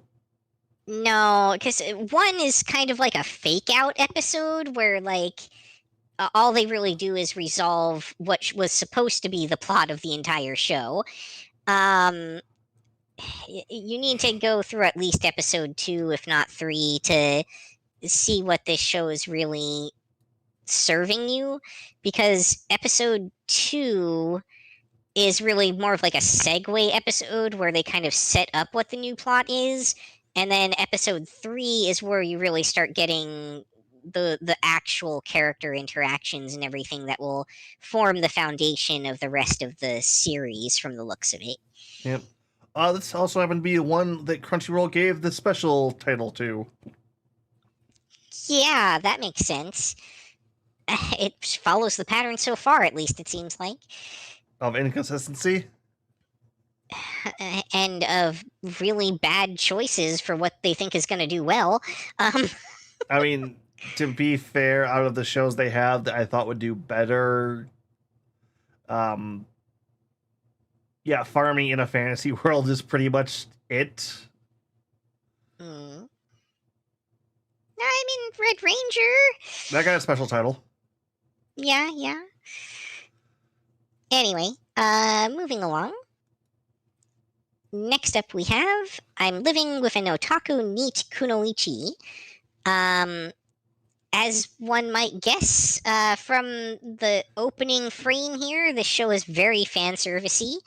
But that is not the main content warning I wanted to talk about for this show. There is a character in this show that could be interpreted as extremely offensive to the trans community. Yeah. So I will leave it at that without spoiling anything. But just know, like, depending on your particular mileage, you could find this character very offensive in their implementation. Oh no. 主を守るのが私の使命。要は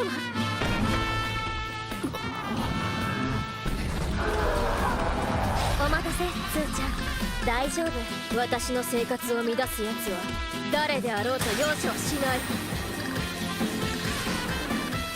次期棟梁になったあの方にお仕えし、我が身の全てを捧げたい。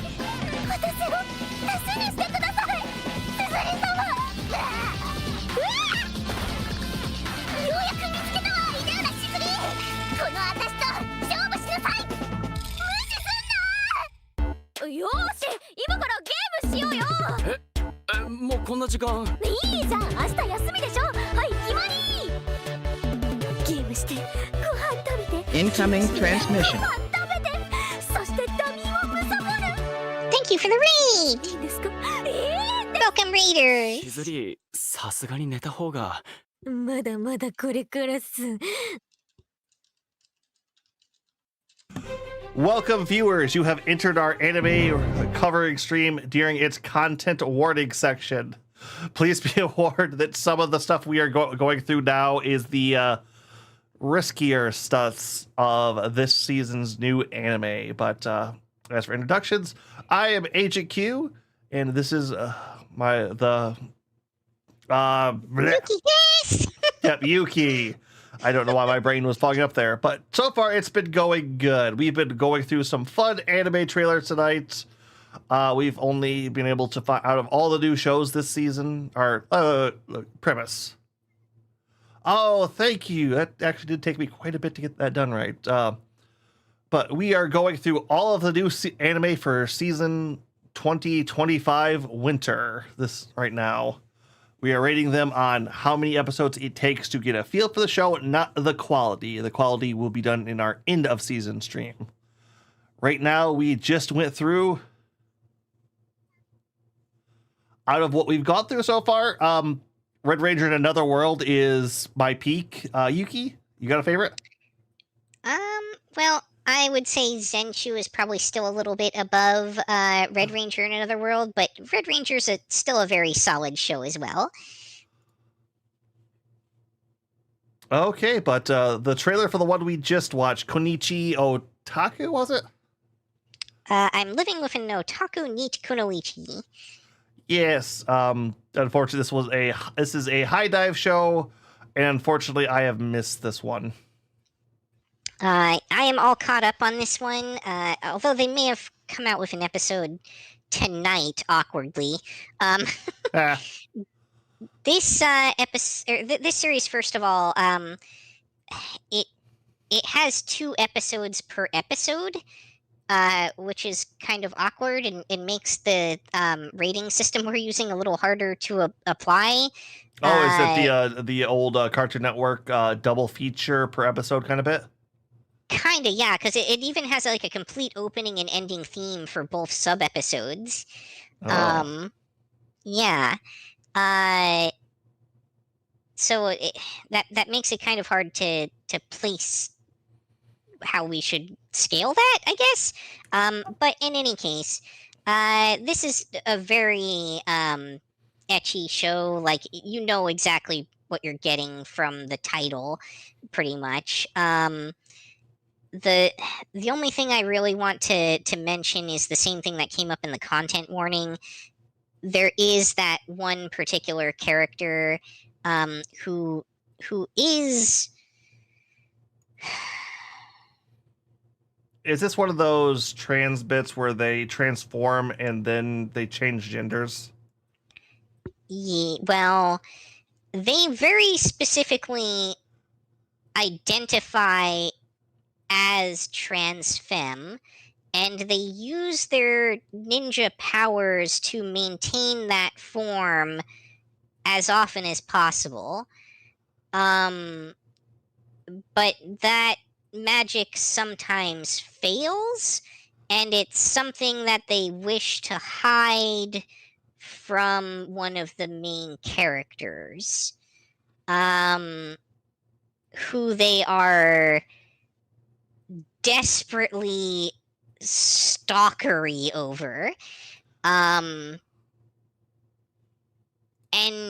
I honestly don't have like a specific thing to point at as to what is offensive about this character, because there's several things that could all be kind of vaguely offensive, especially in conjunction. But while I personally didn't take that much exception to it, because I don't know, I guess I'm jaded by my long stay in anime culture, and just know not to take this kind of thing too personally. I can see how someone could be very offended potentially by what this character is bringing to the table, especially because they make a point of it being like a big reveal where the narrator says specifically that they're actually a boy. Which okay. That's kind of undermines the whole, like, everything good that they had going on about the character. It's Japan still trying to figure out what the hell trans people are. It feels like. Yeah. And also, to some extent, the awkward localization that comes from them not having words that directly translate well into English, and vice versa around the topic. But I think it would be nice for, one of the early trans femme representations who is explicitly, trans to not be an obsessive stalker. Yeah, anime is not good for handling these touchy topics here. Yeah, well, some are way better at it than others. Oh. Like Jellyfish did a pretty good job, but you can't expect that out of everything. And at the end of the day, this is a silly, pervy comedy show. You can't expect them to be serious about what they're presenting. And I've said before too that there's a place for humor in helping normalize these concepts, and Japan very clearly on their side isn't fully past that phase yet. So it is what it is. I've kind of belabored this one a little bit, but yeah. You know what you're probably getting into, honestly, like episode 1 for this, if we take into account that episode 1 has 2 episodes in it. But I wouldn't say one mini episode gets you the show necessarily. I would say a lot of Western audiences, especially Americans, are familiar with the double core per episode concept. Yeah, where there's like 2 subplots within the think like Family Guy or something like that, where by the end of the show you're on a different plot than you started on. Yeah, but all right. So single episode for that one. A interesting look at if you can like the Konichi side or the slightly Ichi part, but we'll have to get deeper. If you ever wanted a nerdy, neat live-in girlfriend, it's definitely appealing to that fantasy for you. I feel like that is a large chunk of the anime male demographic. And probably exactly. And probably a chunk of the female demographic too. All right. Next up is definitely one of the more interesting shows this season. Bihineko, the elf girl's cat, is secretly an S-ranked monster. Content warnings for this show abound, and are not limited to the most nudity of any show this season, including like actual uncensored nipples on a regular basis, and straight up they want to bone the cat. No, you didn't mishear. We aren't making this up. There is no better way to describe that than what it sounds like. Play the trailer, Yuki. 我が輩は今どうなっているのだ。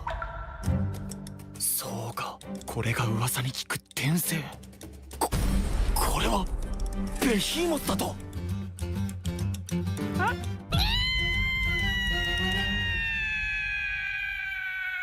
我が輩もこれまでか。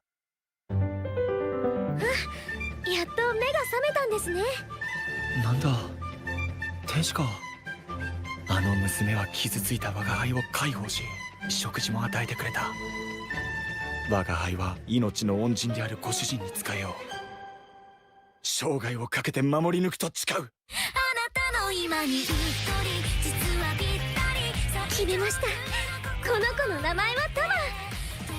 私の正式なペットとして育てます。そうにゃ、私と臨時パーティー組まにゃい。さあ、早く我をはらませるのだ。私はハイピクシーのリリ、ハイドライヤードのフェリです。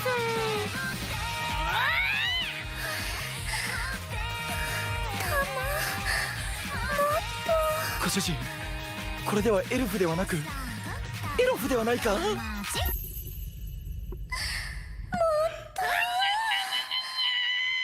テレビアニメ「ベヒネコ」2025年1月放送開始。 All right. With apologies, I have a lot to say about this one as well, so I'll let you go first, Agent. So, if anyone's familiar with the log running show or an old log running anime fan, you might be familiar with the genre that has been kind of popping up, referred to as "I can't believe it's not hentai." I can't believe this isn't hentai. Oh my dear mother. So this technically isn't an isekai. It's a trash fantasy series about a person reincarnated into the body of a behemoth that looks like a kitten because of how old it is, which, okay, interesting and cool concept. We've seen this done a couple of times well before. This isn't deep. This isn't incredibly well thought out. This is pure fan service monster fucking. With the underage monster that only vaguely gets a pass because of the fact that they're reincarnated. But the people that want to bone him don't know that and touch him inappropriately. Well, okay. I don't know. They actually show it, Agent. I'm not arguing that fact. I wanted to defend it because a technicality, they know they can't actually sleep with the kitten because he's too young. And I'm only bringing that up because it's a point they make to the dragon girl that in the trailer said, impregnate me. Oh, yes. I want to be very clear that this series gives the cat a interbreeding skill pretty early on, and straight up posits by one of the characters as a world building moment that the cat girls that exist within the context of the show are very likely a result of interbreeding between a type of monster cat and humanoids.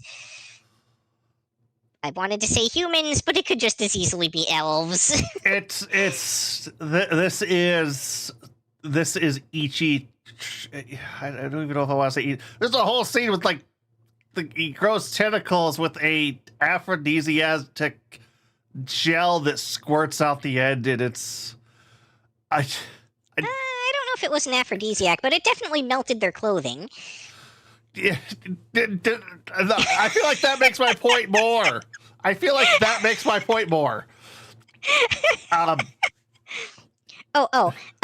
I want to be clear too. The cat, at the same time that they got the interbreeding skill, got an endless semen production skill. Oh my. Okay, I have final thoughts left. Yuki, was there anything else you would like to go off on in this one? Actually, yes. So I'm gonna get surprisingly serious with this show for a moment. Putting aside the content warning stuff that we've talked about, and the fact that this is very obviously a show that has its priorities set in the sexuality aspect, you know what? Let's not even set that part completely aside, because the fact that it is an extremely sexualized show actually makes this part a lot more interesting. There is in episode 1, I think, even they show up at the guild, and one of the first things that you notice is the guild kind of doubles as a tavern, and that tavern is run by mostly nude, burly men in gimp outfits, dressed in leather play, running around serving people as waiters. And the guild master, very similarly, is your stereotypical drag queen? Huh? I was gonna say drag queen, but they're not quite a drag queen, but they're very drag queen coded. I will definitely grant you that. But they're also very burly, scantily clad in leather, bondage-esque stuff. And if you've watched a lot of anime, you'll recognize this as a trope that frequently shows up very much as like a joke at the expense of the gay community. I've watched enough anime to posit that this is probably based off of an actual subsection of the gay community, just like here in the US. If you were to go to certain events in San Francisco, for instance, there is a very active leather subculture within the gay community, and that's a very real thing. What struck me about this show is, my initial response to that was to say, oh man, here we go again. We're going into that trope. It's just another one of these, comedy ecchi shows that's just here to laugh at, this stereotype at the expense of the gay community. And that isn't what happened. No, if I remember correctly from the show, and I read the manga on this one, that character is kind of looked at as a very well respected, and I'm getting the distinct feeling I hear the word mother used a lot around them. Yeah, like very a matronly or at least patriarchal figure of sorts, like a den mother, maybe is kind of what we're looking for here. Where they're kind of like the protector that's kind of like making sure everyone is cared for. And they're definitely highly respected, and not just because they're the guild master, and like sometimes in these sort of situations it's like, well, they're high ranking, so we just kind of have to look the other way and let them do what they want. No one reacts like that in the show. Every single person that interacts with that character or any of the subordinates who don't really show up much past that initial scene just acts like they're perfectly normal, and there's absolutely nothing strange about what's going on with them. That they're not at all out of place. They're not at all offended by their appearance or their actions or how they look or what they do. And like the closest we get to anyone acknowledging anything being at all out of the ordinary is when we find out that like one of the top adventurers is their gay lover. We have one female character who kind of falls into like the rotten girl, who, for those who don't know it, the Fujoshi stereotype of is basically people who are really into like yaoi and yaoi porn and that kind of thing. Specifically females who are into that. So there is one character who has kind of like a squee moment where she's like excited about it, but like nobody else bats an eye at the fact that they are in a relationship.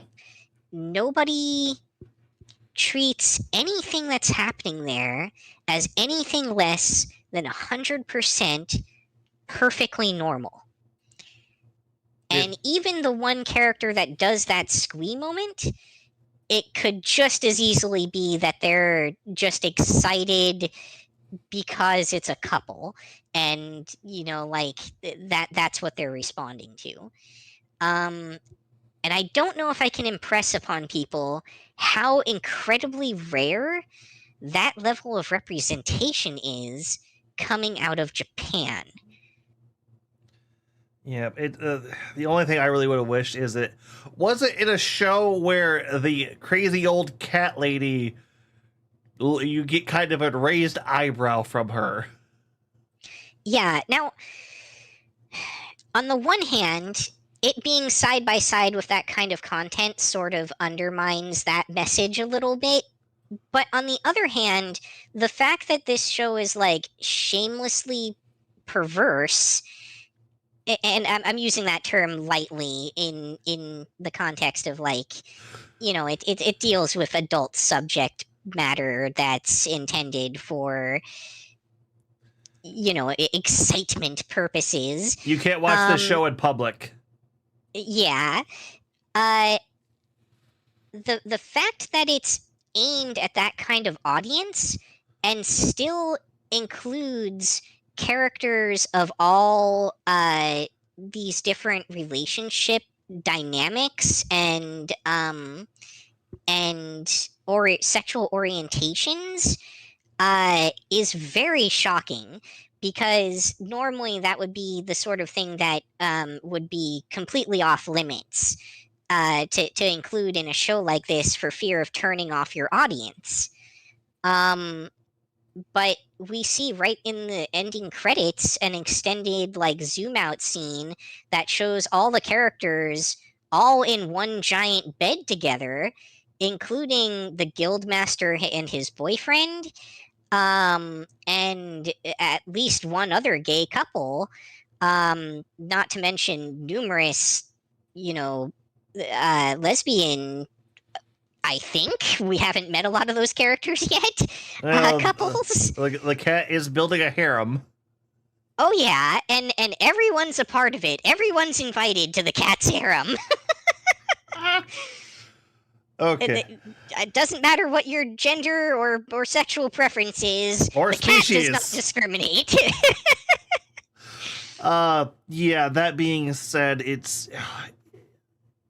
Besides the characters all being rounded, well-liked, and having that weirdly pro-gay feel to it, baked into it, this is a very ichi show. This isn't the dirtiest non-hentai show I've ever watched, but it's in the top 5. And it definitely deals with subject matter that some would find intensely uncomfortable. Oh, yes, very much so. Very much so, but... others, very attractive. This is you know what you're getting on the box. Like, if you don't know by the first 15 minutes what this show is going to be like, it's not going to change. Like, that doesn't deviate from where it's at. Know what you're getting episode 1. Last note, animation quality is slightly below par, actually, in this show, but they know what their priorities are. They put the budget in the booby scenes. The jiggle is real. Yep. That said, not the nicest looking nipples around. Like, the show almost would have been sexier if they were censored. Yeah. Okay, what next? Because we've only got a couple left. I know one of them's the... Yeah, next up is the vampire show. This is the one that you accidentally gave the content warning for earlier, but I'll let you take it from here because I didn't watch this one. This one's all yours. Okay, so yeah, this is going to be a BL vampire love story with that heavy grooming aspects onto that. I will go a little bit further once we get to the story, but if an older man with highly sexualized interests in a young virgin boy is... Can we define young for the audience here, like approximate age-wise? 5. That'll do it. Play the trailer, Yuki. Is this dubbed into another language? This is off. I don't know what, but... Please hold. Let me see if I can find us a better trailer. This should have a Netflix trailer. You know, Netflix doesn't always like to release trailers, which is probably how I got stuck with that one. Yeah, it calls it the official trailer, but this one might actually be better.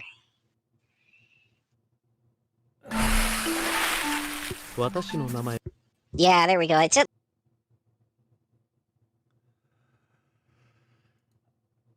Okay. all right. Take it away, Agent. So the basic premise of this show is the lead vampire there, the all they love he is naked through a lot of this goddamn show. Gets rescued by a young boy while he's been kind of caught out after a bad fight, and decides to start working for this boy's family's bathhouse. Also, he can stay close to him and kind of help guide him as a pure, innocent soul he can feed off of when he turns 18.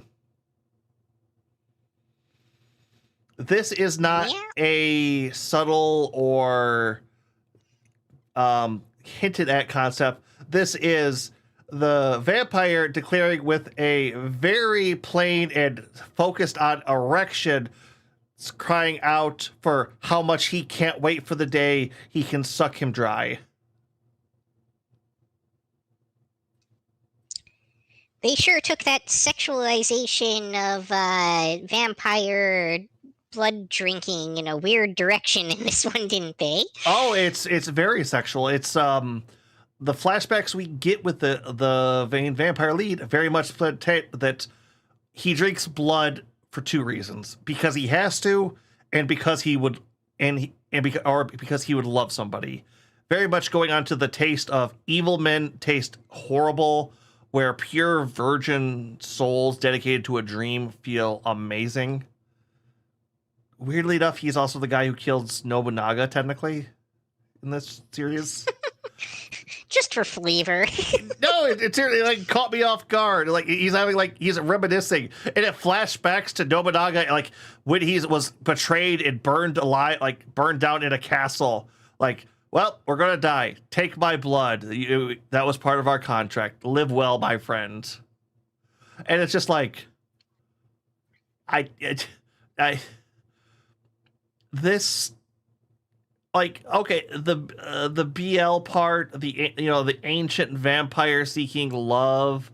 Hell, the gay aspect isn't even brought up that much. They kind of hint at like a lot of old samurai in that style were very gay, even with it's just like a natural thing between like two chiseled strong men, and everyone's shirtless so much in this show. I know it takes place in a bathhouse, but chiseled men, abs everywhere. Hell, it's a very Greek philosophy in this show. Hell, ancient Greek. No, I'm not, like, it very much so is very much in concept. Although the concept of him being naked all the time isn't just in his bath. Apparently, he sleeps full nude too. There's a bit where the main lead breaks in on him because he's like fallen in love with a girl, and the guy's just sitting there naked. I mean, to be fair, there's plenty of people out there that do sleep in the nude, but it's like they seem to make a real point of it in this show.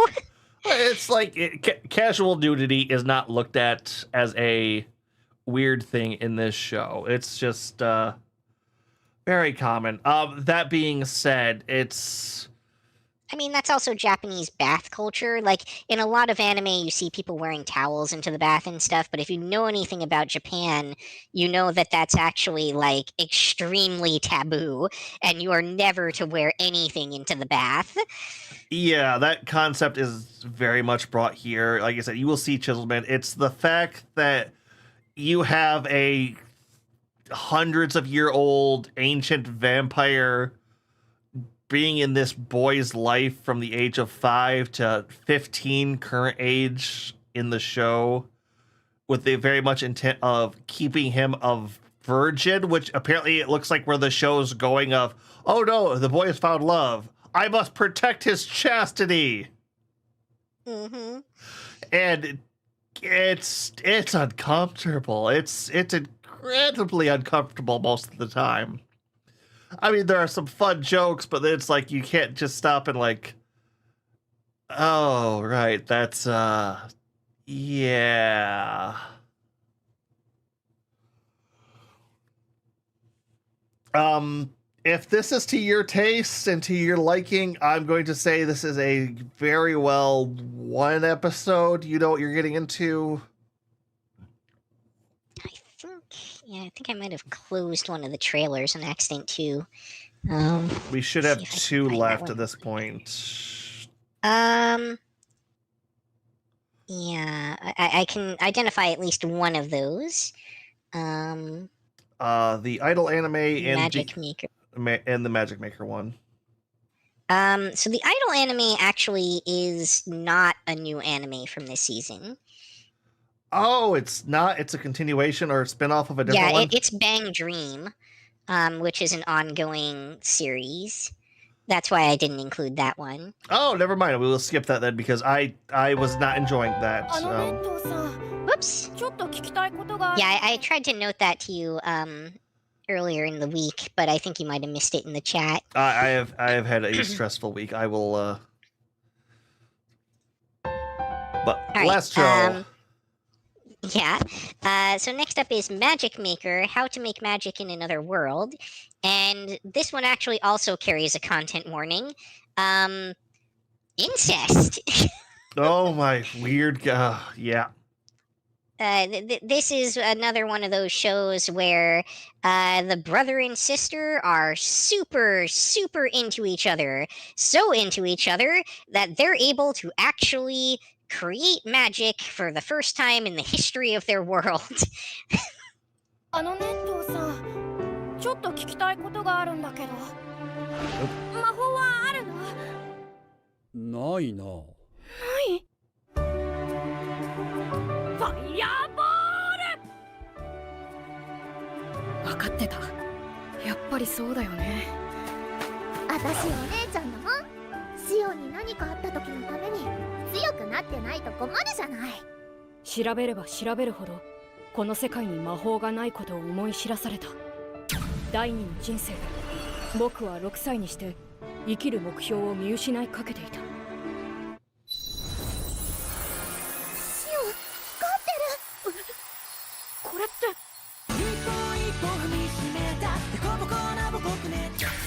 なんだこりゃ。僕の右手が光ってる。これも魔法の実験ですね。胸を張れ、シオン。進み続けろ。お姉ちゃんと一緒に頑張ろう。やってみなくちゃわからないじゃないか。さあ、ここからが本番だ。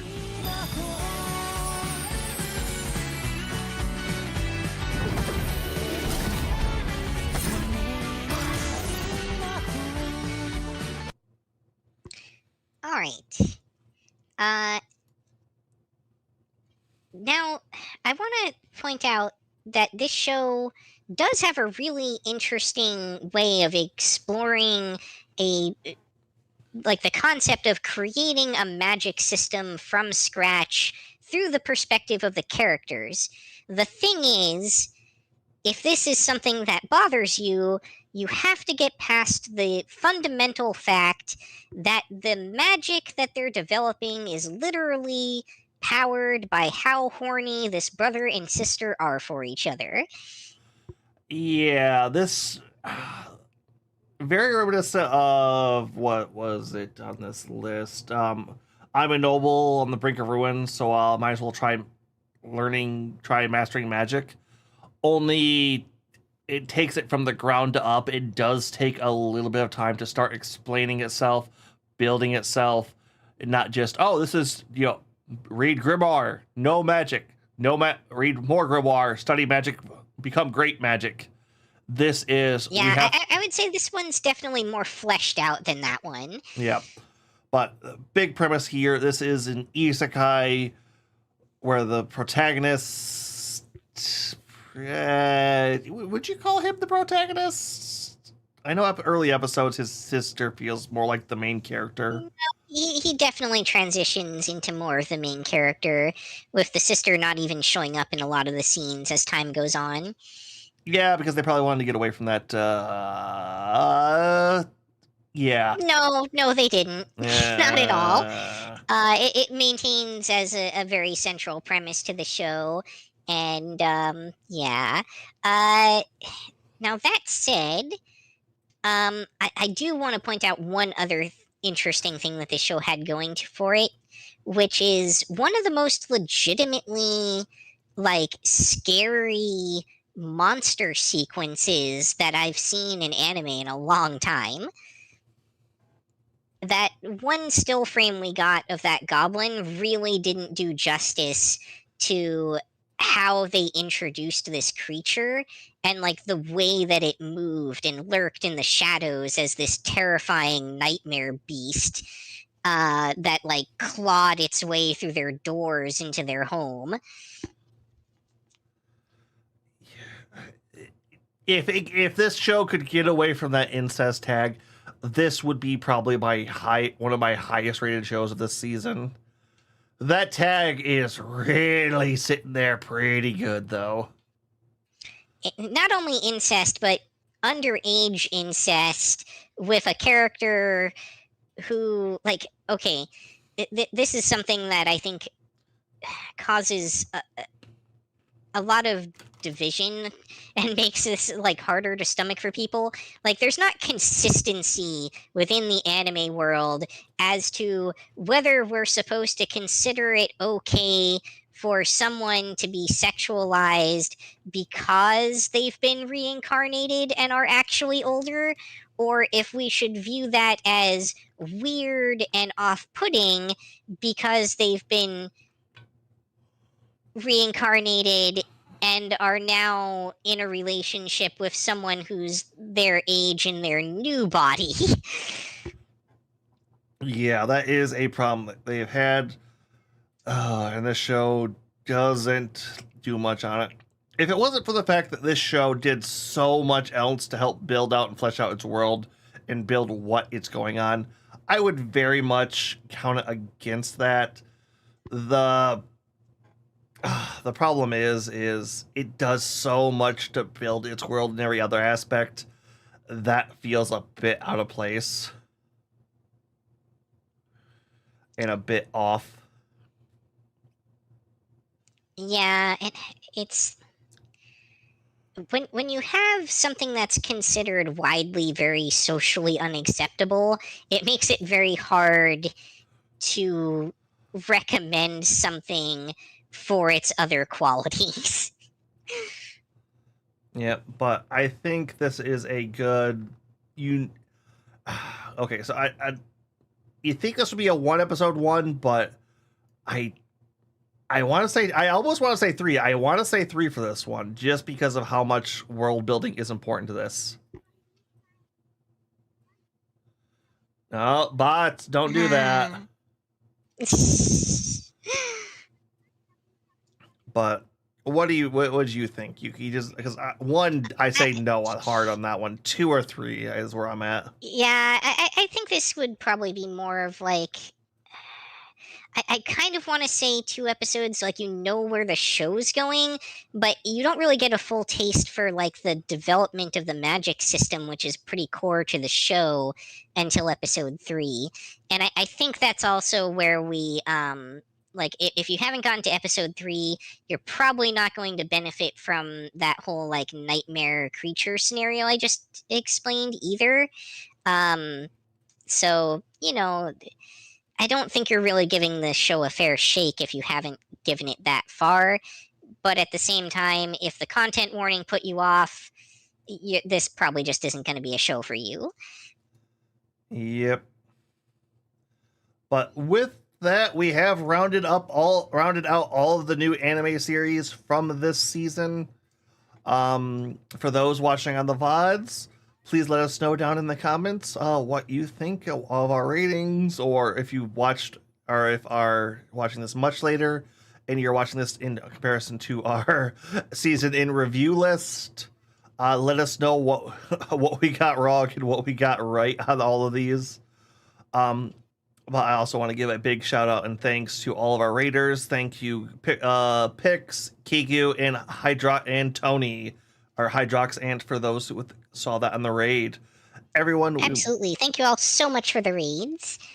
Yep. But we will be posting this on all our social media links. I believe. Yep, there goes mine finally. That actually worked for once. I've been struggling with that bot for a minute. The fact that it popped up now was much appreciated. Oh, that doesn't actually link right. Whatever. Just to make sure, it looked like we actually had 2 titles still down at the bottom there, Agent. Did we miss one? 2 down there? No, that's unfortunately that one just has a longer. Oh, it's just a double size. Okay, that makes more sense. Yep, that was the mistake on my part. But all right, Yuki, would you like to raid out to anybody tonight? Let me take a look and see who we've got online, if anybody. Because I am relatively late, so. But it's also Friday. I don't know how many people are staying up. I actually saw a couple of my people I know on late until just recently.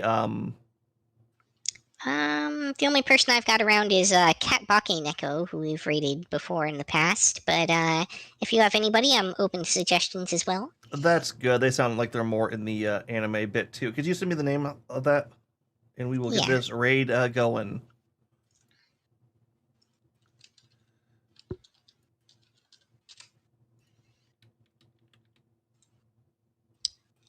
Oh no, I was actually able to just to find them on the search. Yeah, the name's exactly how it sounds, so. Yep. All right, everybody. So links will be up on all the social media platforms or Discord channels if you are a part of those. Other than that, we will be back. I will be back Sunday with Rogue Trader with Yuki here. And Yuki, I don't know if you were streaming tomorrow. We'll see. I hope to, but we'll see if anything comes up and prevents me. All right, everybody. This is going to be Agent Q signing off.